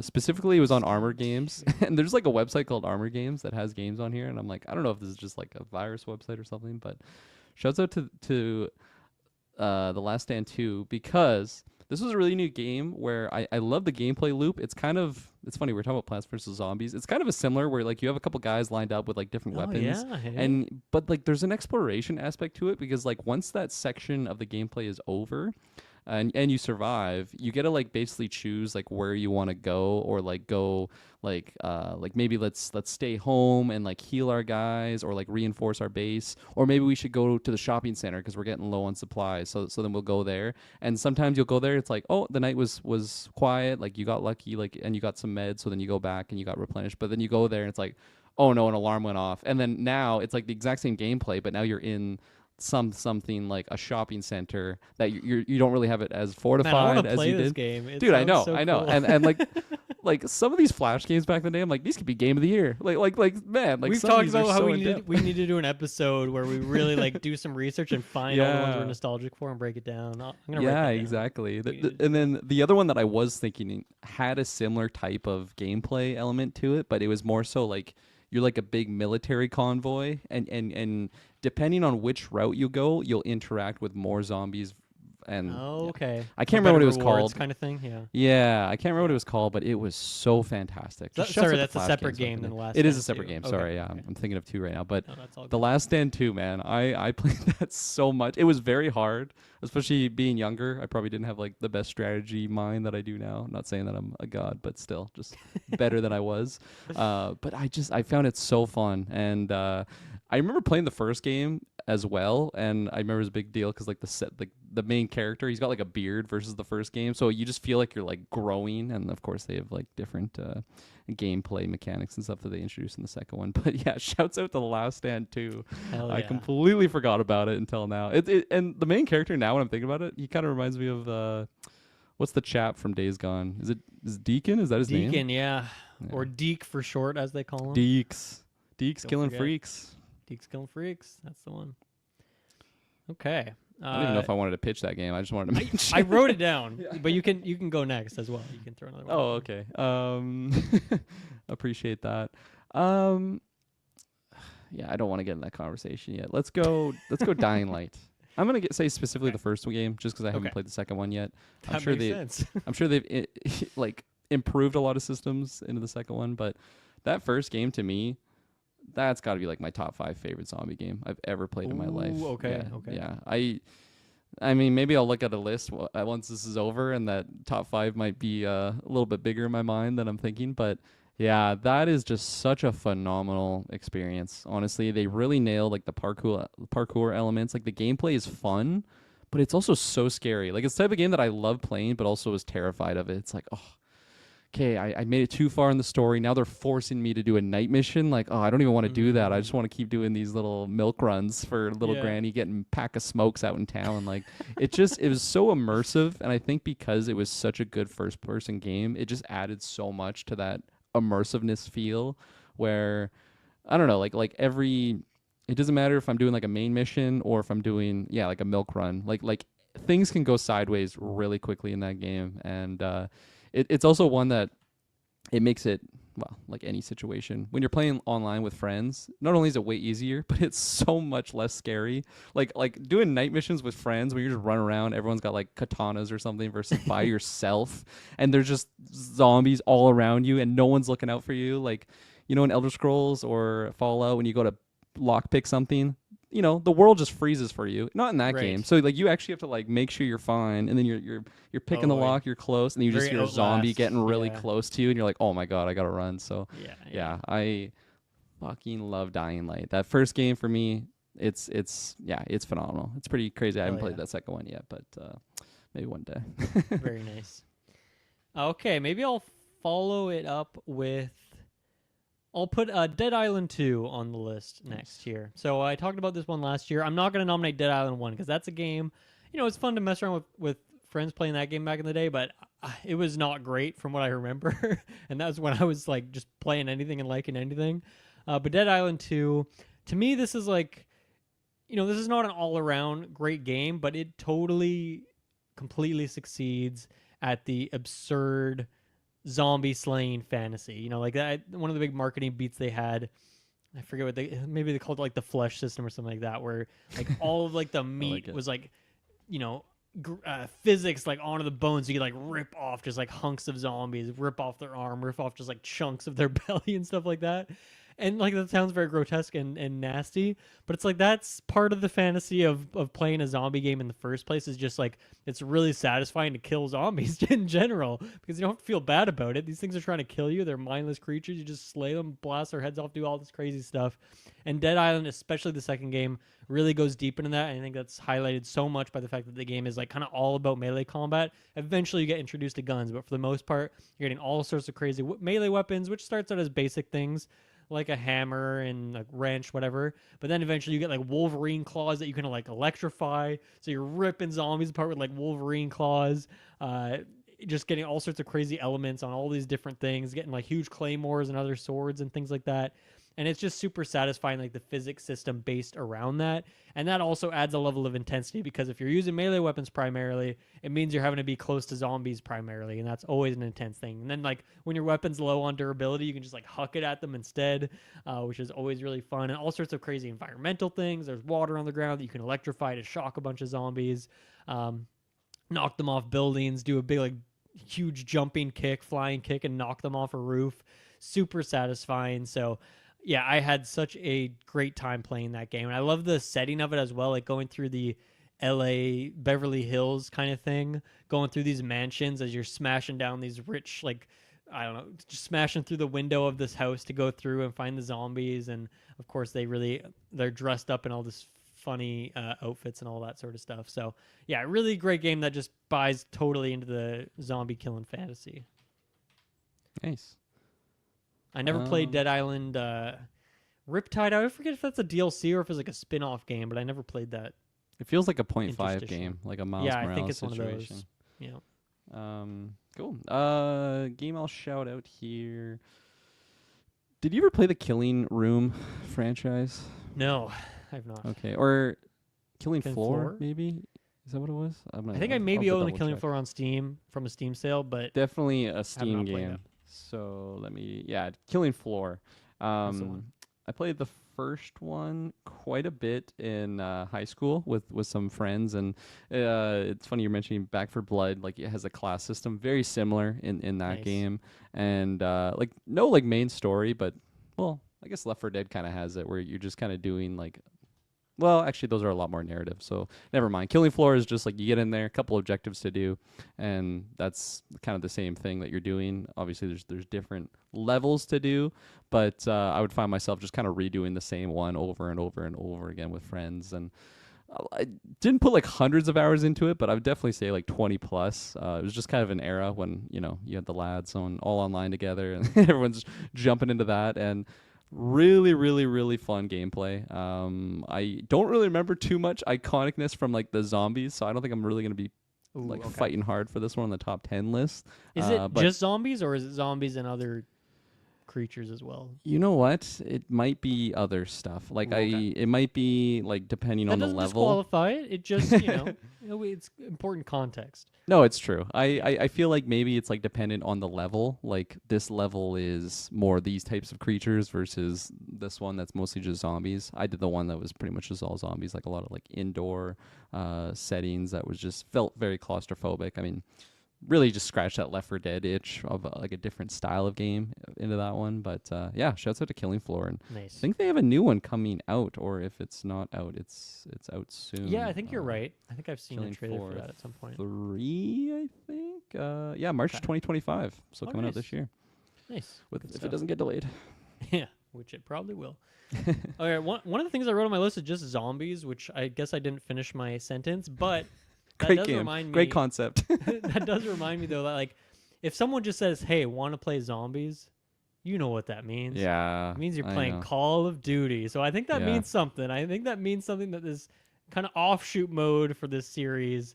And I mean, it's an offshoot mode that they've done in like 10 iterations or something. So it's obviously not just a one-off thing.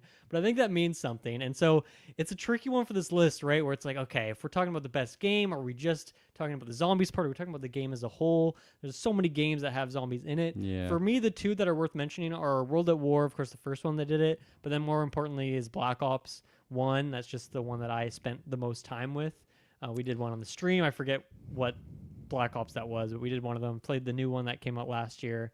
Did some of that. But yeah, Black Ops 1 remains to be like the most iconic in terms of just quality game for me. And I think they all kind of do the same thing in terms of the zombie fantasy of trying to hold off that horde, boarding up the windows, taking them out, getting stronger weapons, that kind of thing, and just trying to survive as long as you can. And I think an important thing about zombies, or at least with the old ones, and it's not the case anymore, is like you are going to die at some point, and it's just a matter of time. Yeah. Whereas, yeah, the new ones have like exfiltrations and all these other crazy things, which I think makes sense because not everyone has potentially 5 hours to dump into a zombies run, right? If they're trying their best. But yeah, I think for me, Black Ops 1 would be the iconic one. How do you feel about like which Call of Duty or Call of Duties should make it on this list?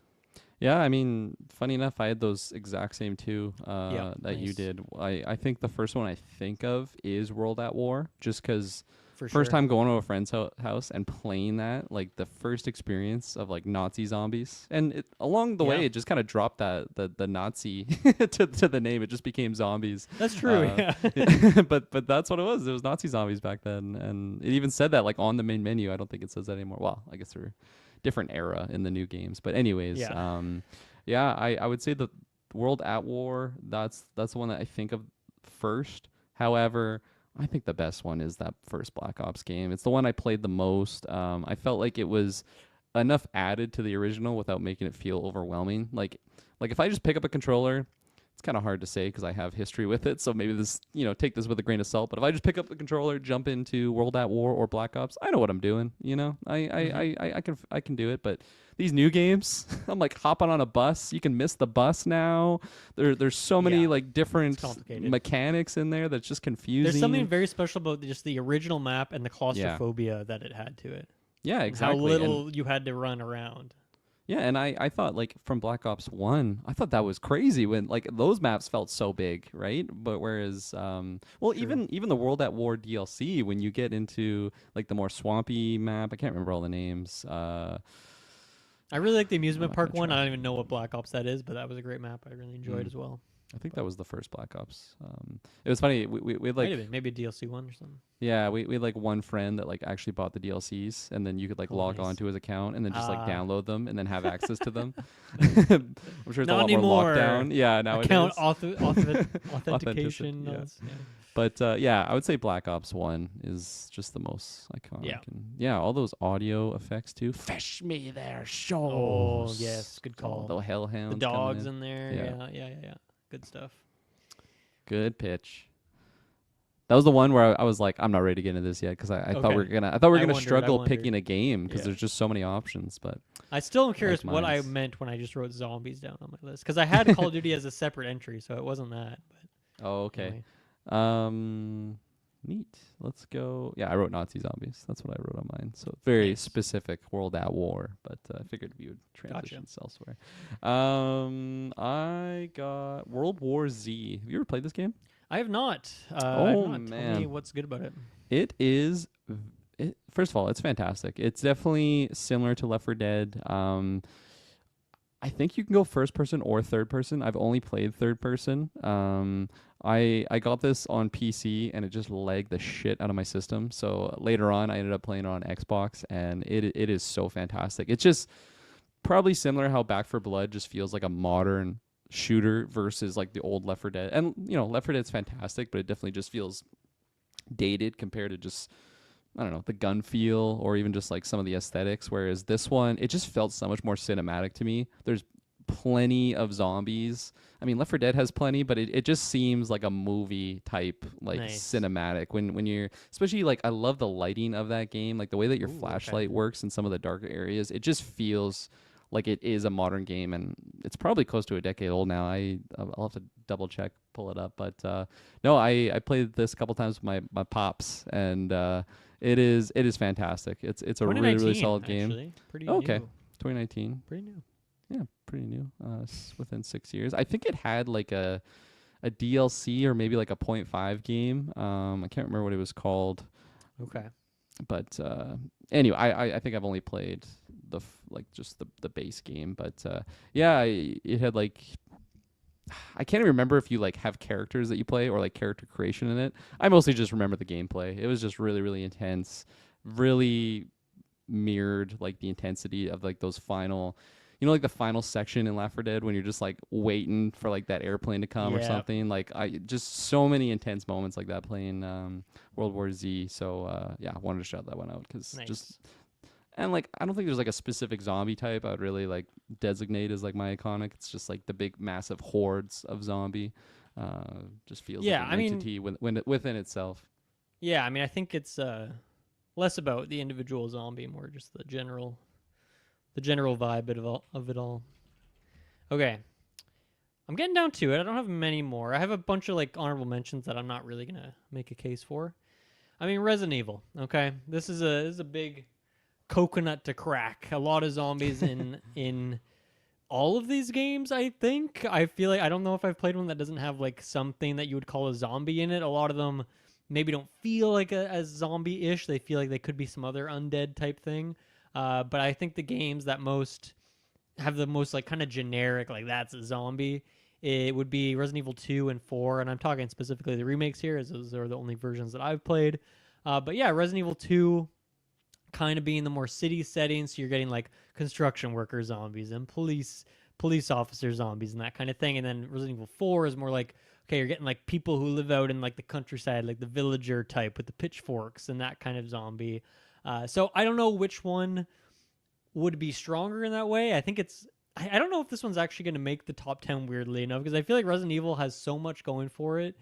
And there's a lot of crazy creatures in there that would not fall under the zombie category, and those are maybe the most basic, like bland part of those games, the fodder enemies, but they're still really fun. I think they do a great job of one, just burning through your ammo, right? Because that's a big part of those games is resource management. And I think a great thing that those games do is like almost anytime you kill a zombie, at some point it's going to get up again and it's going to come get you, unless you killed it with like a rocket launcher or something. But you're going to not try and use your rocket launcher on like basic zombie types. So the fact that they wake back up again and then they have to fight them 2 times or maybe more, or they'll like evolve, their head will explode and then they'll turn to this other zombie that has like this thing coming out of it. I think that's like where it kind of elevates it a little bit. And a lot of those games are very cramped, especially Resident Evil 2, really cramped and narrow corridors. And so when you're surrounded on either end and they're moving slowly, but that's still like they'll come at you pretty quick.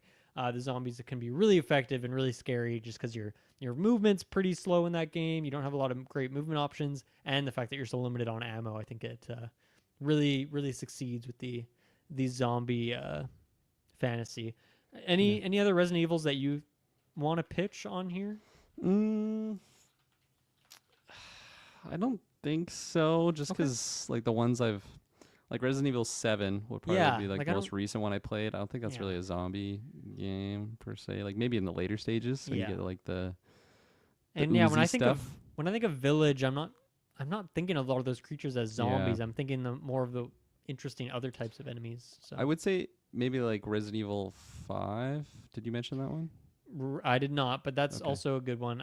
It's been a long time since I've played that one, so I don't know if I have much of a case for it. I barely scratched the surface on that one. That was a rental. My dad and I rented that to play couch co-op together, and I don't know if we were just idiots, but we could not figure out couch co-op, so I like played like an hour, and then we just took it back and rented a different game. So that was a long time ago I loved that game in the back in the day. It was a big co-op binge. That was a rental, but we rented it multiple times. Me and my cousin and friend we played a shit ton of that game, but it has been a while, so I think I could make a better case for 2 and 4, but yeah. No, good picks. And then I've never played 4, so my last thing I'll say, Resident Evil 2. That opening in like the gas station, that actually made me like drop my drop my controller with how much I reacted to like turning a corner, and just like, again, it's a beautiful looking game, but I just was not ready for a certain zombie in a certain situation, and it scared the spooks out of me. So I haven't really gotten far in that game. I heard the Mr. X character is even scarier, and I was terrified to run into that guy. Which I don't know if you'd call him a zombie. Probably not, right? It's kind of a different thing, but anyway, not too sure. Cool. Let's refer to my list here. I got, of course, Project Zomboid. That would be probably my number one pitch. I didn't want to bore everyone and, wait a little bit to pitch that one. But, yeah, what else can I say?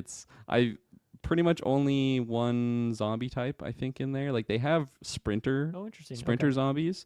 This game is just the ultimate zombie sandbox, and not in the sense of, like, a Dead Rising where you just go in there and, like, fuck around. It's like you can completely customize the world setting to just enjoy your way to play. And I don't allow sprinters in my games. I need the base zombies. They're fast enough when they get around you. I don't want people that run faster than my character. I love Project Zomboid, and I think it's the best zombie game ever made. But yeah, we have failed really hard at lining up a night to play this game. Man. So many times. We've had probably like 8 nights where we've planned for it, and then like something's changed, or one of us fell asleep or something like that. So at some point we will. I've only played like the tutorial. I played like a half an hour before we were gonna hop in one night. And I think the funny thing about it for me was like, this game like feels like The Sims a little bit, just in terms of like the way the camera angle is, how zoomed in it is, and like just how it's like, you can touch every countertop, you can open every drawer, like that level of detail. It like kind of reminded me of Sims, which is funny, going like peak cozy to like peak fear and stress and all that stuff. So I'm very excited for it. I like the controls and like how just like it's as you said, like sandbox. It's like the zombie simulator kind of game, right? And I think I'm really excited to get more into it. I've only just touched the surface of it, but excited to play more of it. I mean, I just mentioned it. Days Gone. I'll chuck it on here. I think I just haven't played enough to really make a great case. And once again, I feel like those trailer moments, when I get to them, live up to the hype, then it probably deserves to be top 10. But I just don't know if I have the zhuzh to give it there right now. But I'll at least chuck it on the list because I think it deserves to be there. I only have a couple more. What do you got? What do you think about? I was even gonna throw this one on the list. Shay said it was kind of crazy that I didn't have it on my list. So I'm like, okay. You haven't mentioned it yet. Last of Us. Right. It's like I guess it's a zombie game. Yeah, clickers are kind of zombie. Yeah, it is a game with zombies in it, but to me that's where it's tricky. Exactly. It's not a zombie game to me. Even like we watch the show and there's like 30 minutes of zombie content in it, right? Like it feels like that's such a it's the important part is that it's a post-apocalypse setting and something bad has gone on to lead to a post-apocalypse, but it almost doesn't matter that the zombies are like what led to that point. And I'm sure there are great moments, and the clicker is like maybe one of the most iconic individual zombie enemies, like in all of video games. I would say that's like probably top 5 most iconic, but I think it deserves to be on the nomination list. But like I don't, and also I don't really like Last of Us, so that's like the tricky part for me. Where it's like in terms of game quality, it's like objectively I know it's one of the like a top 10 all-time game for just generally across everyone, but also for me it's like it's hard for me to fight too hard for it, but it definitely had to come up at some point. Yeah, it's like I like how you said it. It's a game with zombies in it more so than a zombie game, and I feel like the scariest threats in that game for me. Well, there's definitely some scary clicker moments for sure, but like a lot of it is just to do with shitty humans. You know? Yes, that's the more compelling stuff narratively for sure. Yeah. Yeah, like and just like the human story that they're telling in that game is just so much more iconic versus something like Dead Rising, Dying Light, Left 4 Dead. Like the zombies are right in your face. Like you can't get anywhere without seeing a zombie in that game. Whereas I don't know, they're a little bit held back in Last of Us. But yeah, and me and you have both talked recently of how like thinking of playing that game. I think with the second season coming out and the fact that the most recent remake of Last of Us Part 1, well, I guess now it's called Last of Us Part 1, is on the PlayStation catalog. I have it downloaded. I haven't booted it up yet, but we'll see. We can always revisit this if we feel like we regret the decision after we've played that. I'm sure the remake too would even have better zombies in it, right? So yeah, we'll see if we regret that decision. But yeah, definitely a worthy nom. So yes, I don't know. I don't want to get ahead of ourselves, but season 2 is coming out in April, so we got a little bit of time if we want to. We do. Yeah, I would love to do that. I think I should really just do it. Finally, sit down, play through the whole thing, and just even if I really don't like the gameplay, just who cares? It's not what it's about really. And maybe who knows? Maybe Part 1, the remake, will have great gameplay. So. It's like how it's not a zombie game; it's a game with zombies in it. You can just enjoy it as like a story with some gameplay elements to it. You know, yeah, exactly. More so than enjoy the gameplay. Even though I've already watched the season of the TV show, which seems like a pretty faithful 1-to-1. But anyway, I heard the Bill and Ted stuff is a little bit different, but that's pretty much. Oh yes, fair enough. Yeah, differential. You don't get a whole episode of that. I wanted to shout out Red Dead Redemption Undead Nightmare here. Absolutely. Nice one. Did you play? You played the first game. You didn't love it, if I remember. That is correct. And I did have Undead Nightmare, so I've messed around with that a little bit, but I wouldn't be able to make a case for it. It's not familiar enough. But yeah, it's one I because this was that DLC, and I never bought the DLC, but I remember playing it quite a bit at a friend's house, and I just love the Wild West like setting for a zombie game. Like that was the most compelling thing for me at that time, especially just using the weaponry that you have, like the lever actions, the Molotovs and stuff. Like just that in a zombie world was really, really intriguing and enticing. Of course, like you're on your horseback, so it was just like a really cool take on the zombie genre. It's one that like popped in my head as soon as I was making this list. But not like the most iconic, just because I never actually owned the game, but I just played it quite a bit at a friend's house, and it was pretty freaky, honestly. Like maybe if I saw gameplay nowadays, it's like, oh, this is kind of cheesy and corny, but yeah, no, it's a fun idea. Yeah, definitely, especially those nighttime sequences. Like they would get pretty scary. Yeah, yeah. There's also even similar setting. Weird West has like I'm actually, I'm gonna put this on the list. So Weird West has a lot going on. And a lot of it is not about zombies, but there is like this zombie outbreak event that can occur, which is really, really fun. So sometimes in Weird West, of course, that immersive sim that I really love from the creators of Dishonored and all this stuff, right? Anyway, in the game, Western setting, you'll be going through a town and you'll take out a bunch of people. Maybe it's a bunch of outlaws, or maybe you're a bad person. You're just taking out a town full of innocent people or something. And then maybe you go spend 20 hours doing all sorts of other quests and all this other stuff. come back to the town, and like maybe that whole town is like all those people have like the literal people, the individual people with the names have like come back out as like zombies, and so now it's just like a zombie infested town. Or like I've had a situation because it's a very immersive simmy kind of thing. I took out a couple people in a town. It was a whole like bloodbath in the middle of the town center. Went off and did some things, and then what people will do is like they'll take the bodies of the people and they'll go put them in like the local graveyard. Like they'll go bury the bodies, like a really cool thing. And then I got a quest later on that was like, oh, I need this item that this character had. I'm like, I killed that guy like 20 hours ago. So I went back to the town, went to go find the grave, but this thing had regenerated as a zombie now. So I had to like take out this zombie to like get this item. So just a weird, cool game. The zombies are not a huge part of it, but like I love the implementation of zombies in it. Obviously, it is Weird West. There's a lot of weird stuff going on in that game, and it's a fun. I never really thought about the connection of Red Dead and Weird West in that way, but that's a fun little note there. I gotta jump into that one day. It's on my PlayStation so catalog. I have access to it. And if you want just need to the time on slot. not on PlayStation catalog, but if you play on Steam, there's a mod to play it first person. So if you want like a classic like Dishonored-y Prey type experience, I mean, it might be a little janky. I haven't actually played that mod because I played it on Xbox, but it exists if you want to play it. Because it's like isometric, right? It is, yeah. Man, shouts out to modders out there. I know, and I think that was like pretty soon after launch. Actually, wow. Like, they did it pretty quick. Passionate individuals. Yeah, I have one more. Well, I have two quick shout outs and then one more actual nom, but even the nom's a little flaky, I'll say. The Walking Dead games. Did you play these at all? I think I did like Telltale games. I think I did like chapter 1. Okay. Yeah, because I'm sure most people would say like these are some of the best zombie games, like just quality of game that includes zombies in them. And I'm sure the stories and the zombie parts of it are good. They're just not games I've really spent time with. And I'm sure if Taylor listens to this, which he probably isn't, but if he is, he's probably so mad at us that we didn't nominate State of Decay, which is one of his favorites. I just haven't played those games yet. I'm excited for 3. I'm definitely going to jump into that when it comes out. And at some point, I do want to go back and play 1 and 2 and just mess around with those games, but I haven't got around to it yet. Last mini shout out here is I love Fire Emblem. For the most part, Fire Emblem doesn't get too crazy with his enemy types, but Sacred Stones, which is my favorite Fire Emblem game, one of the things I love about it is that there's like zombies and like ogres and all these other crazy enemy types, and the zombies are like a big part of a lot of the missions. You'll kind of have like these undead missions where it's very foggy, you got the fog of war in there, and then you got the zombies, and like the animations for them are fantastic because the pixel art in that game is fantastic, and you're going through this tower where you just got to take out a bunch of zombies as you're going up, so zombies are a big part of that game, so those shouts to that. And my last one, we'll see if you potentially would allow this one, is a game called Dead of Winter. Okay. This is a board game, not a video game. And that's where it like maybe stretches the rules a bit. The setup of the game is there's a little town. You got your like home base where you and the other survivors are, the survivors being the other players. You can play up to 4 people. There's different locations on it. So there's like the school, there's the gas station, there's the police station.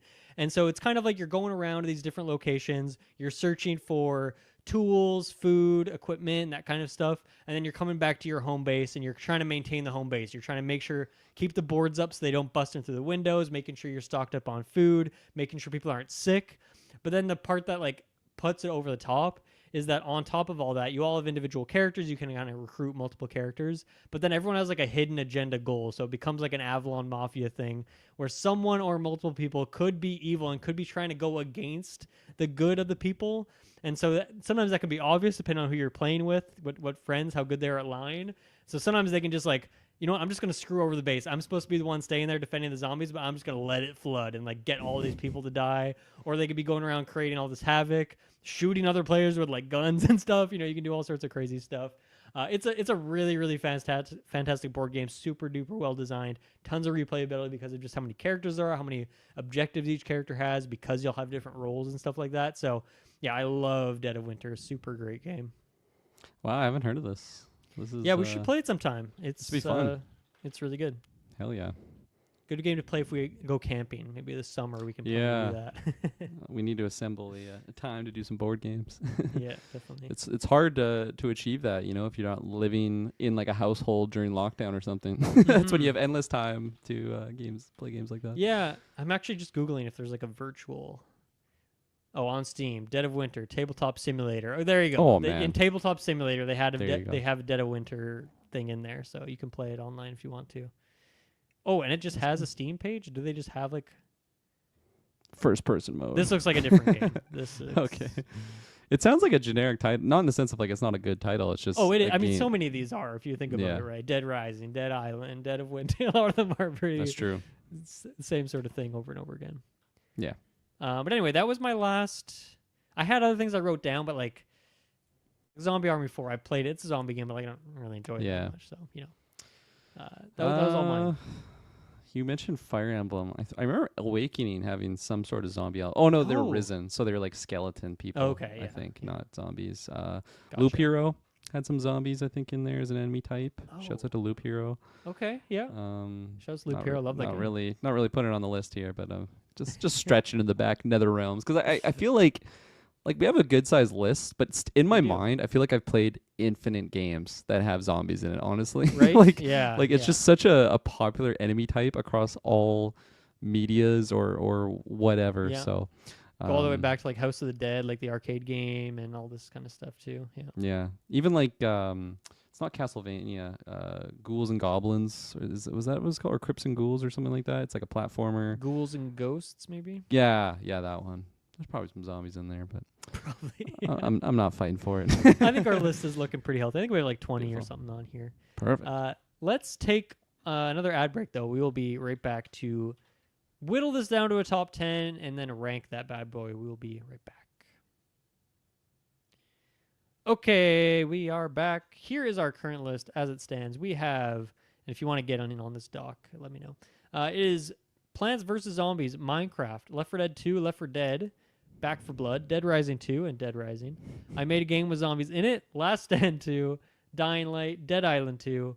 A lot of 2s on here. Killing Floor, Call of Duty World at War, Call of Duty Black Ops, World War Z Aftermath, Resident Evil 2, Resident Evil 4, Project Zomboid, Days Gone, The Last of Us, Red Dead Undead Nightmare, Weird West, and Dead of Winter is the list, which is, I think that's around 20, 25-ish games that we have on here. So as far as our lists go, Kirklin, it's not too bad.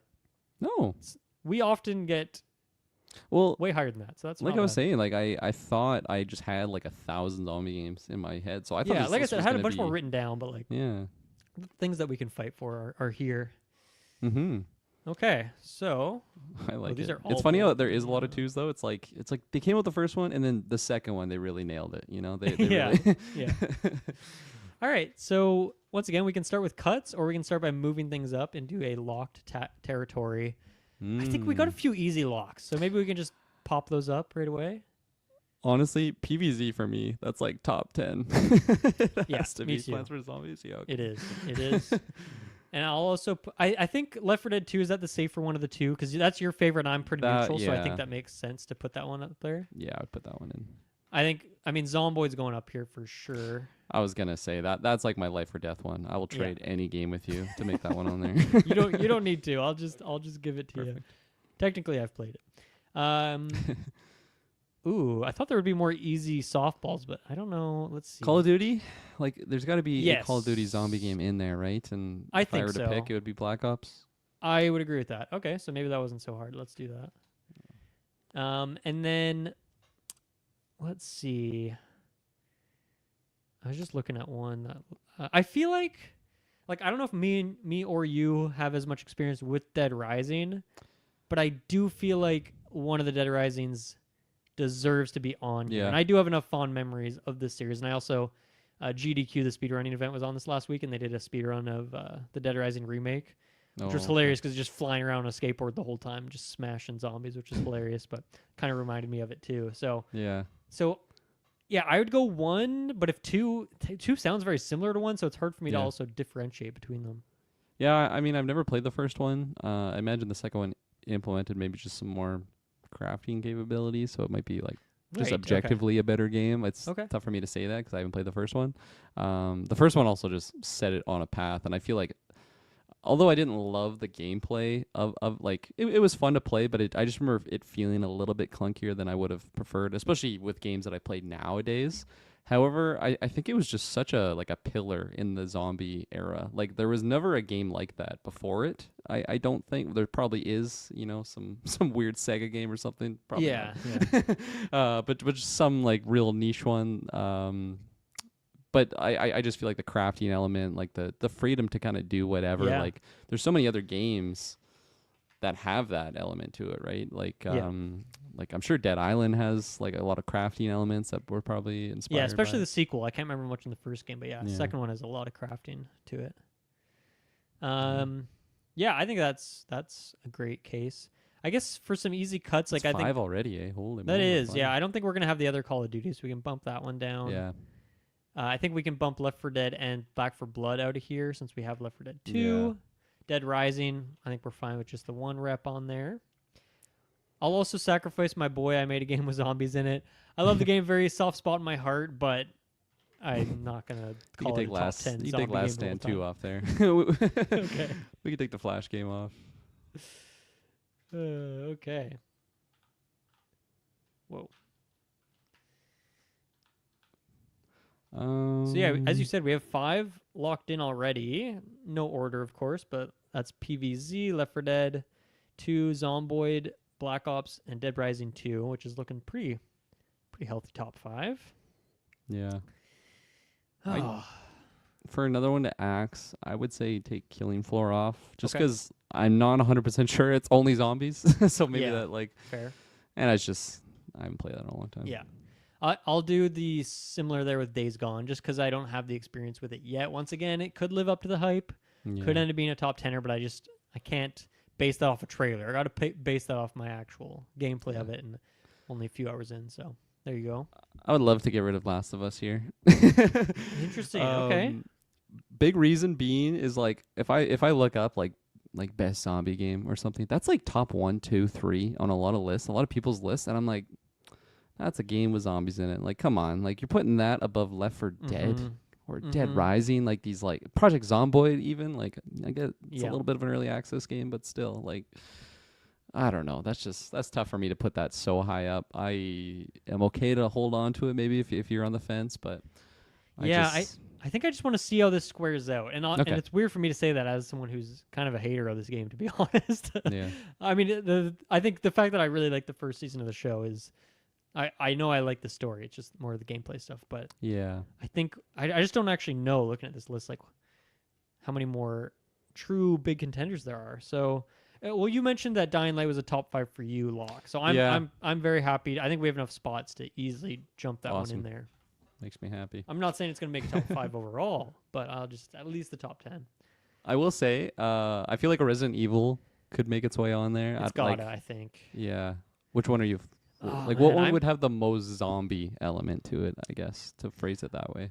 You know, I feel like a big part of the zombie fantasy is like being in a city that is decayed and burning and coming down, and the fact that the zombies in this game, like that is the setting that you're walking through the city streets, and the fact that it's like you're having, like I said, the construction work, the police officer, that like the people in just like the regular shirt instead of these more freaky, like just regular sort of undead types that I feel like Resident Evil 4 has that more energy of. So I think Resident Evil 2, because that's one where you can more obviously see like, oh, these were people that were turned into zombies. Where 4, once again, could be like, these could be like evil, weird cultists almost rather than zombies. Okay. So I think 2 is the way to go. And like the mechanics are virtually the same between the two games. So I think Resident Evil 2 would be the one there. What was your favorite out of the two? What's just that? Curious. What one would you put over the other in your just for game wise? Resident Evil 4 for sure. Way higher. Yeah. Way higher. Okay. Yeah. Resident Evil 2, a little too short. I wanted more of the city stuff. Okay. It doesn't have multiple routes like I was hoping it would, considering there's multiple characters. Yeah. It has a kind of one more linear thing, and then Resident Evil 4 is just it deserves all the hype that it gets. Like it's so freaking good. I'm so glad I finally played the game. Plus the DLC is super good. So yeah, Resident Evil 4 is definitely my favorite. But I do think actually for this list, Resident Evil 2 makes a bit more sense. I don't know if that does make sense, but to me in my brain it makes sense. Even though I just said I like that other game more. But once again, it's not just the best zombie game, because otherwise Last of Us would probably be number 1. It's like best game with the zombie theme to it, right? Yeah. No, I like it.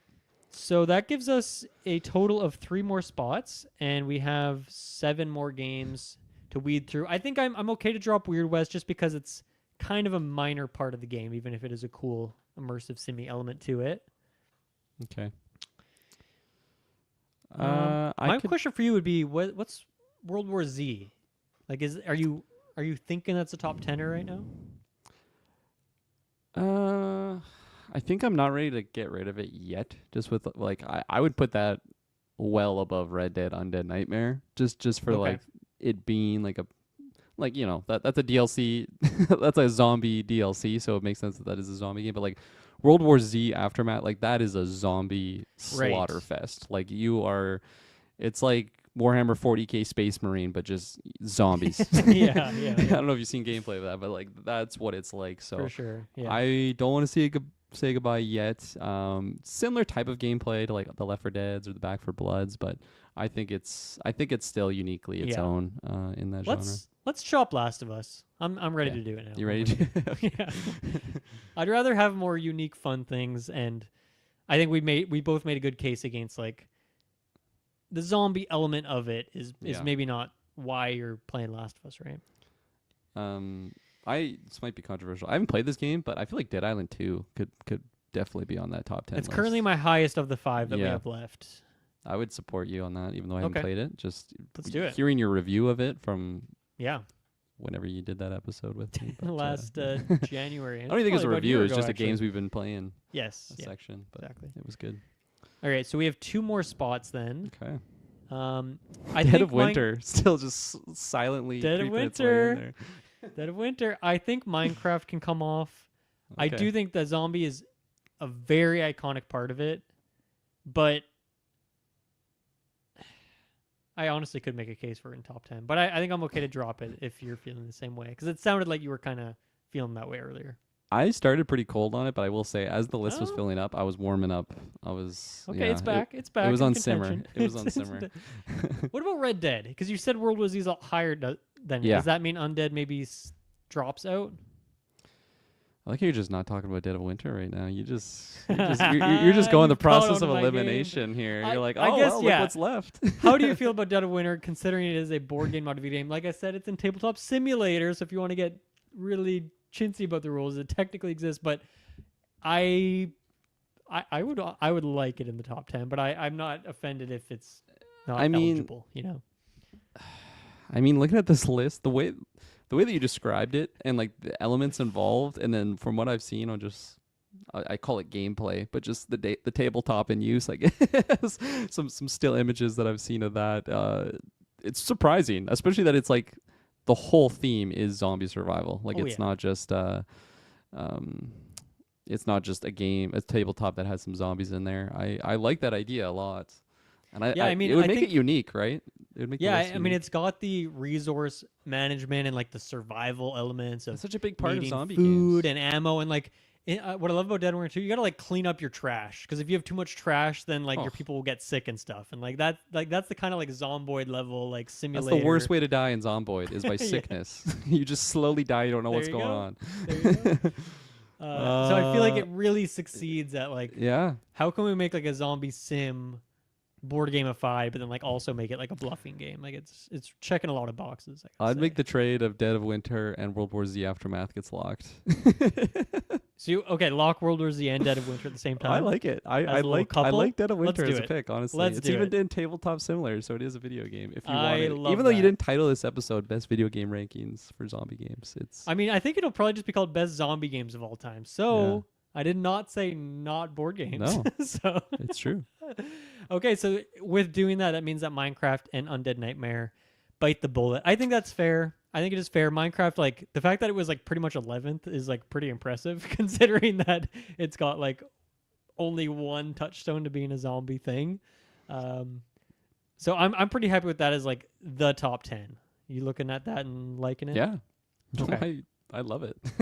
Beautiful. It's a really, really solid list. Yeah. All right. So now we have to rank this bad boy. Oh, right. I forgot about this process. I mean, we don't have to, but I think we should. I think we should, yeah. I think we should. Let's see. What's some... I think fodder for dropping to the bottom could be... I'd put Dead of Winter down there just because I haven't played it. Okay, that's fair. I think it barely snuck in by the skin of its teeth. I think Dead of Winter at number 10 is totally fair. Okay, so Dead of Winter's number 10. I could do World War Z next. Like really, think so? Okay. Just because I don't know, you haven't played that as I well. have not, so Yeah. I'm going to put my faith in you. So that sounds good to me. Okay, so it sits at 9. Now it gets hard. Dropping next. This feels like Dead Rising. I almost want to drop just because like I actually have not played a ton of it myself, and so it makes it hard. But like I do have good memories with it, and I feel like it is. Now I'm talking myself out of what I just said there. I just feel like a little disingenuous, almost just because I haven't spent as much time with it as I have some of these other games, right? I would fight for it just because it's so zombie, like it's so zombie. Whereas something like Resident Evil 2 is that so zombie. It's a zombie pretty game. zombie, but I actually think Resident Evil 2 is a perfect number 8 on this list, to be honest. Just in terms of like the depth, the breadth of mechanics featuring zombies, and the fact that like I feel like a lot of the peaks of that game are not really about the zombies; they're about other things at those moments. So I think that's a good number 8. I'm totally down to put Dead Rising 2 at number 7 then. Now that we got Resident Evil 2 down there. High enough for it? Yeah, like I don't know, like because maybe I'm we should put it above Dead Island and then. That would fall onto you for that decision. I guess it's 2 games that I think they're actually doing a very similar thing where it's all about killing zombies. Very similar title. Yeah, over the top. Yeah, over the top. Like not trying to be serious, just going for crazy kills. And I feel like to some extent, Dead Rising 2 even goes even zanier in a way that I think really works for me. It was the blueprint. It was the blueprint for Dead Island 2, right? It crawled so that maybe Dead Island could walk. It probably was. Whatever the saying is. As you said, the title as well. Yeah. So that sneaks your boy Dying Light into the top 5. Yeah. If we do it that way. How do we feel about Black Ops being this high, considering that it's kind of partially zombie? I mean, we're talking specifically about the zombie part of it. I actually wonder if that should maybe drop down. It's just so iconic in my head. Like. And like this is Black Ops, but like still, just think of that world at war. Like that cinematic that plays before you start the game, man. Like that's chills. That's terrifying. That game was so scary to play at night with friends, like late in the evening. Yeah. Also, random tangent. Shouts out. I remember a specific childhood memory. I was staying at a friend's house. We were playing Nazi Zombies till like literally the wee hours where the birds were starting to chirp and the sun was coming out. And I just turned to my friend. I'm like, should we go to bed? He's like, oh, yeah, we're going to get in trouble if my parents find out that we're awake. So we just put the controllers down, went to bed, probably slept for like 3 hours or something. But shouts out to Nazi Zombies because it did that. You just lose time. It does that to a person, for sure. Yeah, so I guess we're already down to deciding on this top 5. I guess getting to the... I'm happy Black Ops is in top 5 at least. It's like looking at everything else on there, it's tough to make a case that it's like better zombie game than that, you know, specifically because it is just a mode versus a game. I think, I guess. Well, how do you feel about the Dying Light versus Black Ops thing? Because it's just since I haven't played Dying Light, it's like an easy choice for me. But if you have a case of why Dying Light, I mean, it is more the focus of the game overall for sure. But once again, we're talking specifically like the zombies mode of Call of Duty, right? It's just such a more expansive, like zombie take, right? Like there's so many different ways to kill a zombie in that game. There's crafting elements, like the parkour, like running and jumping like off of a zombie's head to like just projectile yourself up. Like okay, you've convinced just so me fantastic. That's sick. I love and many different areas of like quarantine zones that are like way more intense for zombies. So yeah, I would definitely put that over Black Ops. I think that's jumping off the zombie's head. That was the argument I needed to hear. So that did it. Okay, so that drops the top 3 of PVZ. Oh, sorry. Go ahead. Well, so is Dying Light 2 on PlayStation Plus? Because I haven't. I wasn't sure if it was a monthly game. I think I might have seen it on there actually. We gotta play some co-op. I haven't played the game yet, so I don't know how much co-op-y it is. But the first game was very co-op heavy in the sense that you could do like the whole story with a friend. We were talking to Taylor Field about this, and you know him and I really want to play that game together. That'd be awesome. Does it have like up to 4 player? I yeah, guess? Up to 4 player. Well, the first game was, so I imagine it's the same for the second one. It's got to be. I'd be down. That'd be cool. I'd also be down to play some Zomboid with you, but we haven't even been able to manage that. So we'll try true. Our best. But yeah, too much. I'd be down for that for sure. I do think that Dying Light caps out at number 4, though. I don't think it's going to make it past this top 3. That's fair. So the top 3 is PvZ, Left 4 Dead, and Zomboid. Which, I mean, that makes sense for top 3 because those are the first 3 easy locks for us. Yeah. I think Plants vs Zombies should be number 3. Though I agree. In my mind, I'm like, that's gonna be the number one. That's gonna be the number one zombie game. But That'd be now cool. that I'm being honest with myself, That seeing is the these game top I three, most want to play like right now in this second. To be fair, after this conversation, so whatever that's. get that download going. Yeah, yeah. Download for 5 seconds. I'm sure it's small game. I'm sure. Okay, this is a very amicable list. We're not a lot of fighting to be had here. We're fighting off the zombie horde together. So yeah, Zomboid and Left 4 Dead 2. You're showing me that. something on your Plants phone. vs Zombies. It's terrible quality right now. Oh, on the App Store there. Okay. So like the Beautiful. legit first game, it's still on there. Perfect 5 out of 5. Like it's just a perfect Nice. game. Like perfect rating. 5 out of 5. And I'm sure there's like thousands and thousands of ratings on that. So that's cool. It's still number 37 on the action genre. That's actually super crazy. Yeah. So I assume kids are still into that game then. That's cool. Yeah. I mean, like I said, there has been other games in the series. So I guess like the IP has been kept alive. We Well, just like don't think about the it. number 2 game is number 22 in adventure. So they're killing it with this. That's awesome. Honestly, I'm surprised it doesn't have like a movie out in the sense of like Angry Birds or Minecraft. Like it's not quite as big as Minecraft, but still like Angry Birds, right? Like that's a phone Yeah. app that really expanded over. Mm-hmm, it's true. Shows the Angry Birds not on the list today, but maybe someday. I gotta put that on my backlog. I don't know if I have Angry Birds on my backlog list. Those are the kind of games I forget to like track in there. Kirklin, how are you feeling about this? Left 4 Dead and Zomboid. Like, Yeah. I feel like for you the obvious answer might be Zomboid, but I don't know if the hype for Left 4 Dead or the nostalgia for it carries it above Zomboid. Like, where does that go for you? Oh, I was about to do my backlog. Yeah. Like, I think is weird. I think my head is telling me Project Zomboid is my number 1 best zombie game of all time. But I think my heart is actually telling me Left 4 Dead 2 here. And I think a big part of that is Left 4 Dead is the type of game that I feel like I've gone through eras of my video game career of like, you remember like when we had PC bangs here? Like you could we literally had like an internet cafe. You could just go and play games.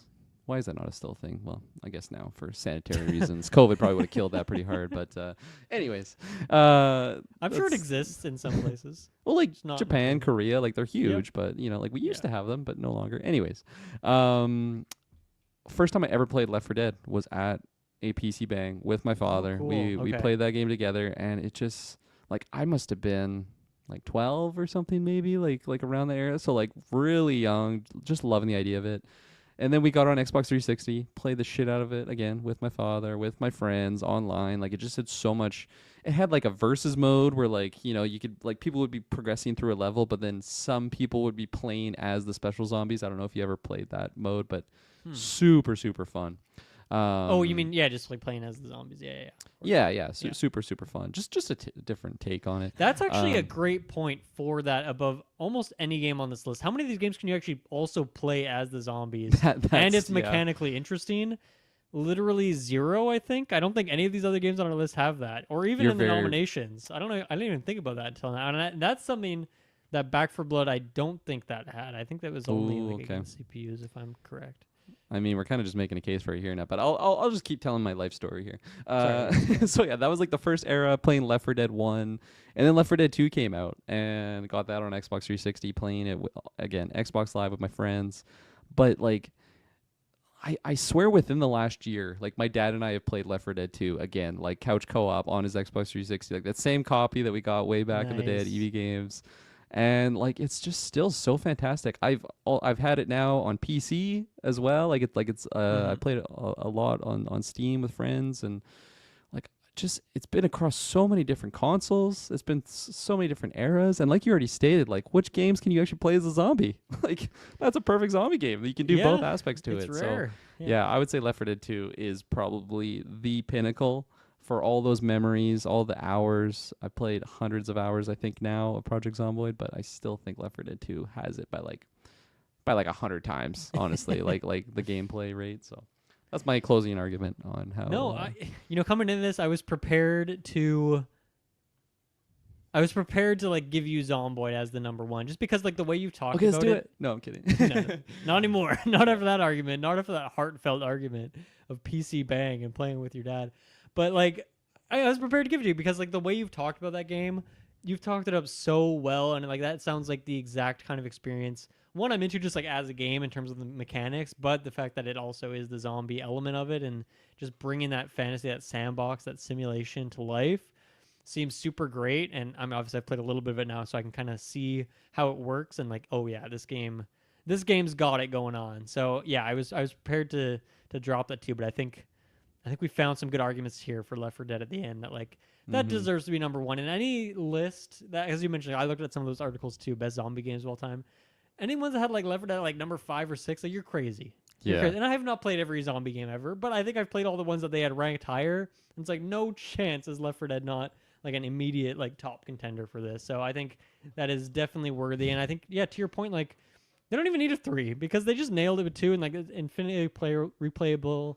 Like they've added a lot of new levels. I think there's like community made stuff as well. Like it's just a game that you can just keep on playing, and even just go like for me, I just want to go back to the levels that I know and love. I'm nostalgic for, and that is still fun to go back and do. And like I don't know, strategizing as zombies is a really fun part of it. That's not that's like a untapped market of this list. It's like that element to it as well. So I'm feeling very good about that being number one. Hell yeah. All right, Kirklin, you want to read off this list from 10 to 1, the final list here? Starting at number 10, we don't even have a video game. We have Dead of Winter, the tabletop simulator. You can play it as a video game. It's got an asterisk next to that one for sure. And then we got World War Z, Aftermath. I think Aftermath actually was the title that I was looking for. The DLC thing, I think. Yeah. And I don't know if that was just the base game, just because I like jumped into it in that Game of the Year edition. But I think you're right. It was also like a movie, World War Z with Brad Pitt. So I feel like in my mind, I thought it was the same thing, but stuff. Anyways, number 7, we have Resident Evil. Wait, number 8, Resident Evil 2. Number 7, Dead Island 2. Number 6, we got Dead Rising 2. The 2s. And we're almost done with the 2s, but we're not. Number 5, we got Call of Duty Black Ops, specifically Zombies mode. And then we got Dying Light, the first one. We got Plants vs. Zombies, the first one. Project Zomboid. And Left 4 Dead 2 as number 1. The best zombie game of all time. I love it. This is the kind of good nonsense that I love to do on Sidequest. Super fun time. And like I said, we have like some games on our horizon here that like more zombie games that we're going to be playing. So who knows? Maybe we'll need to revise this list someday. But I think for now, this is a pretty damn good list. Oh, yeah. I have no complaints about it. So thank you for joining me, Kirklin. This was a fun one. Thank you, everyone, for listening.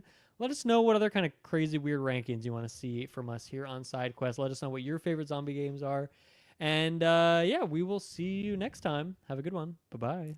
Bye.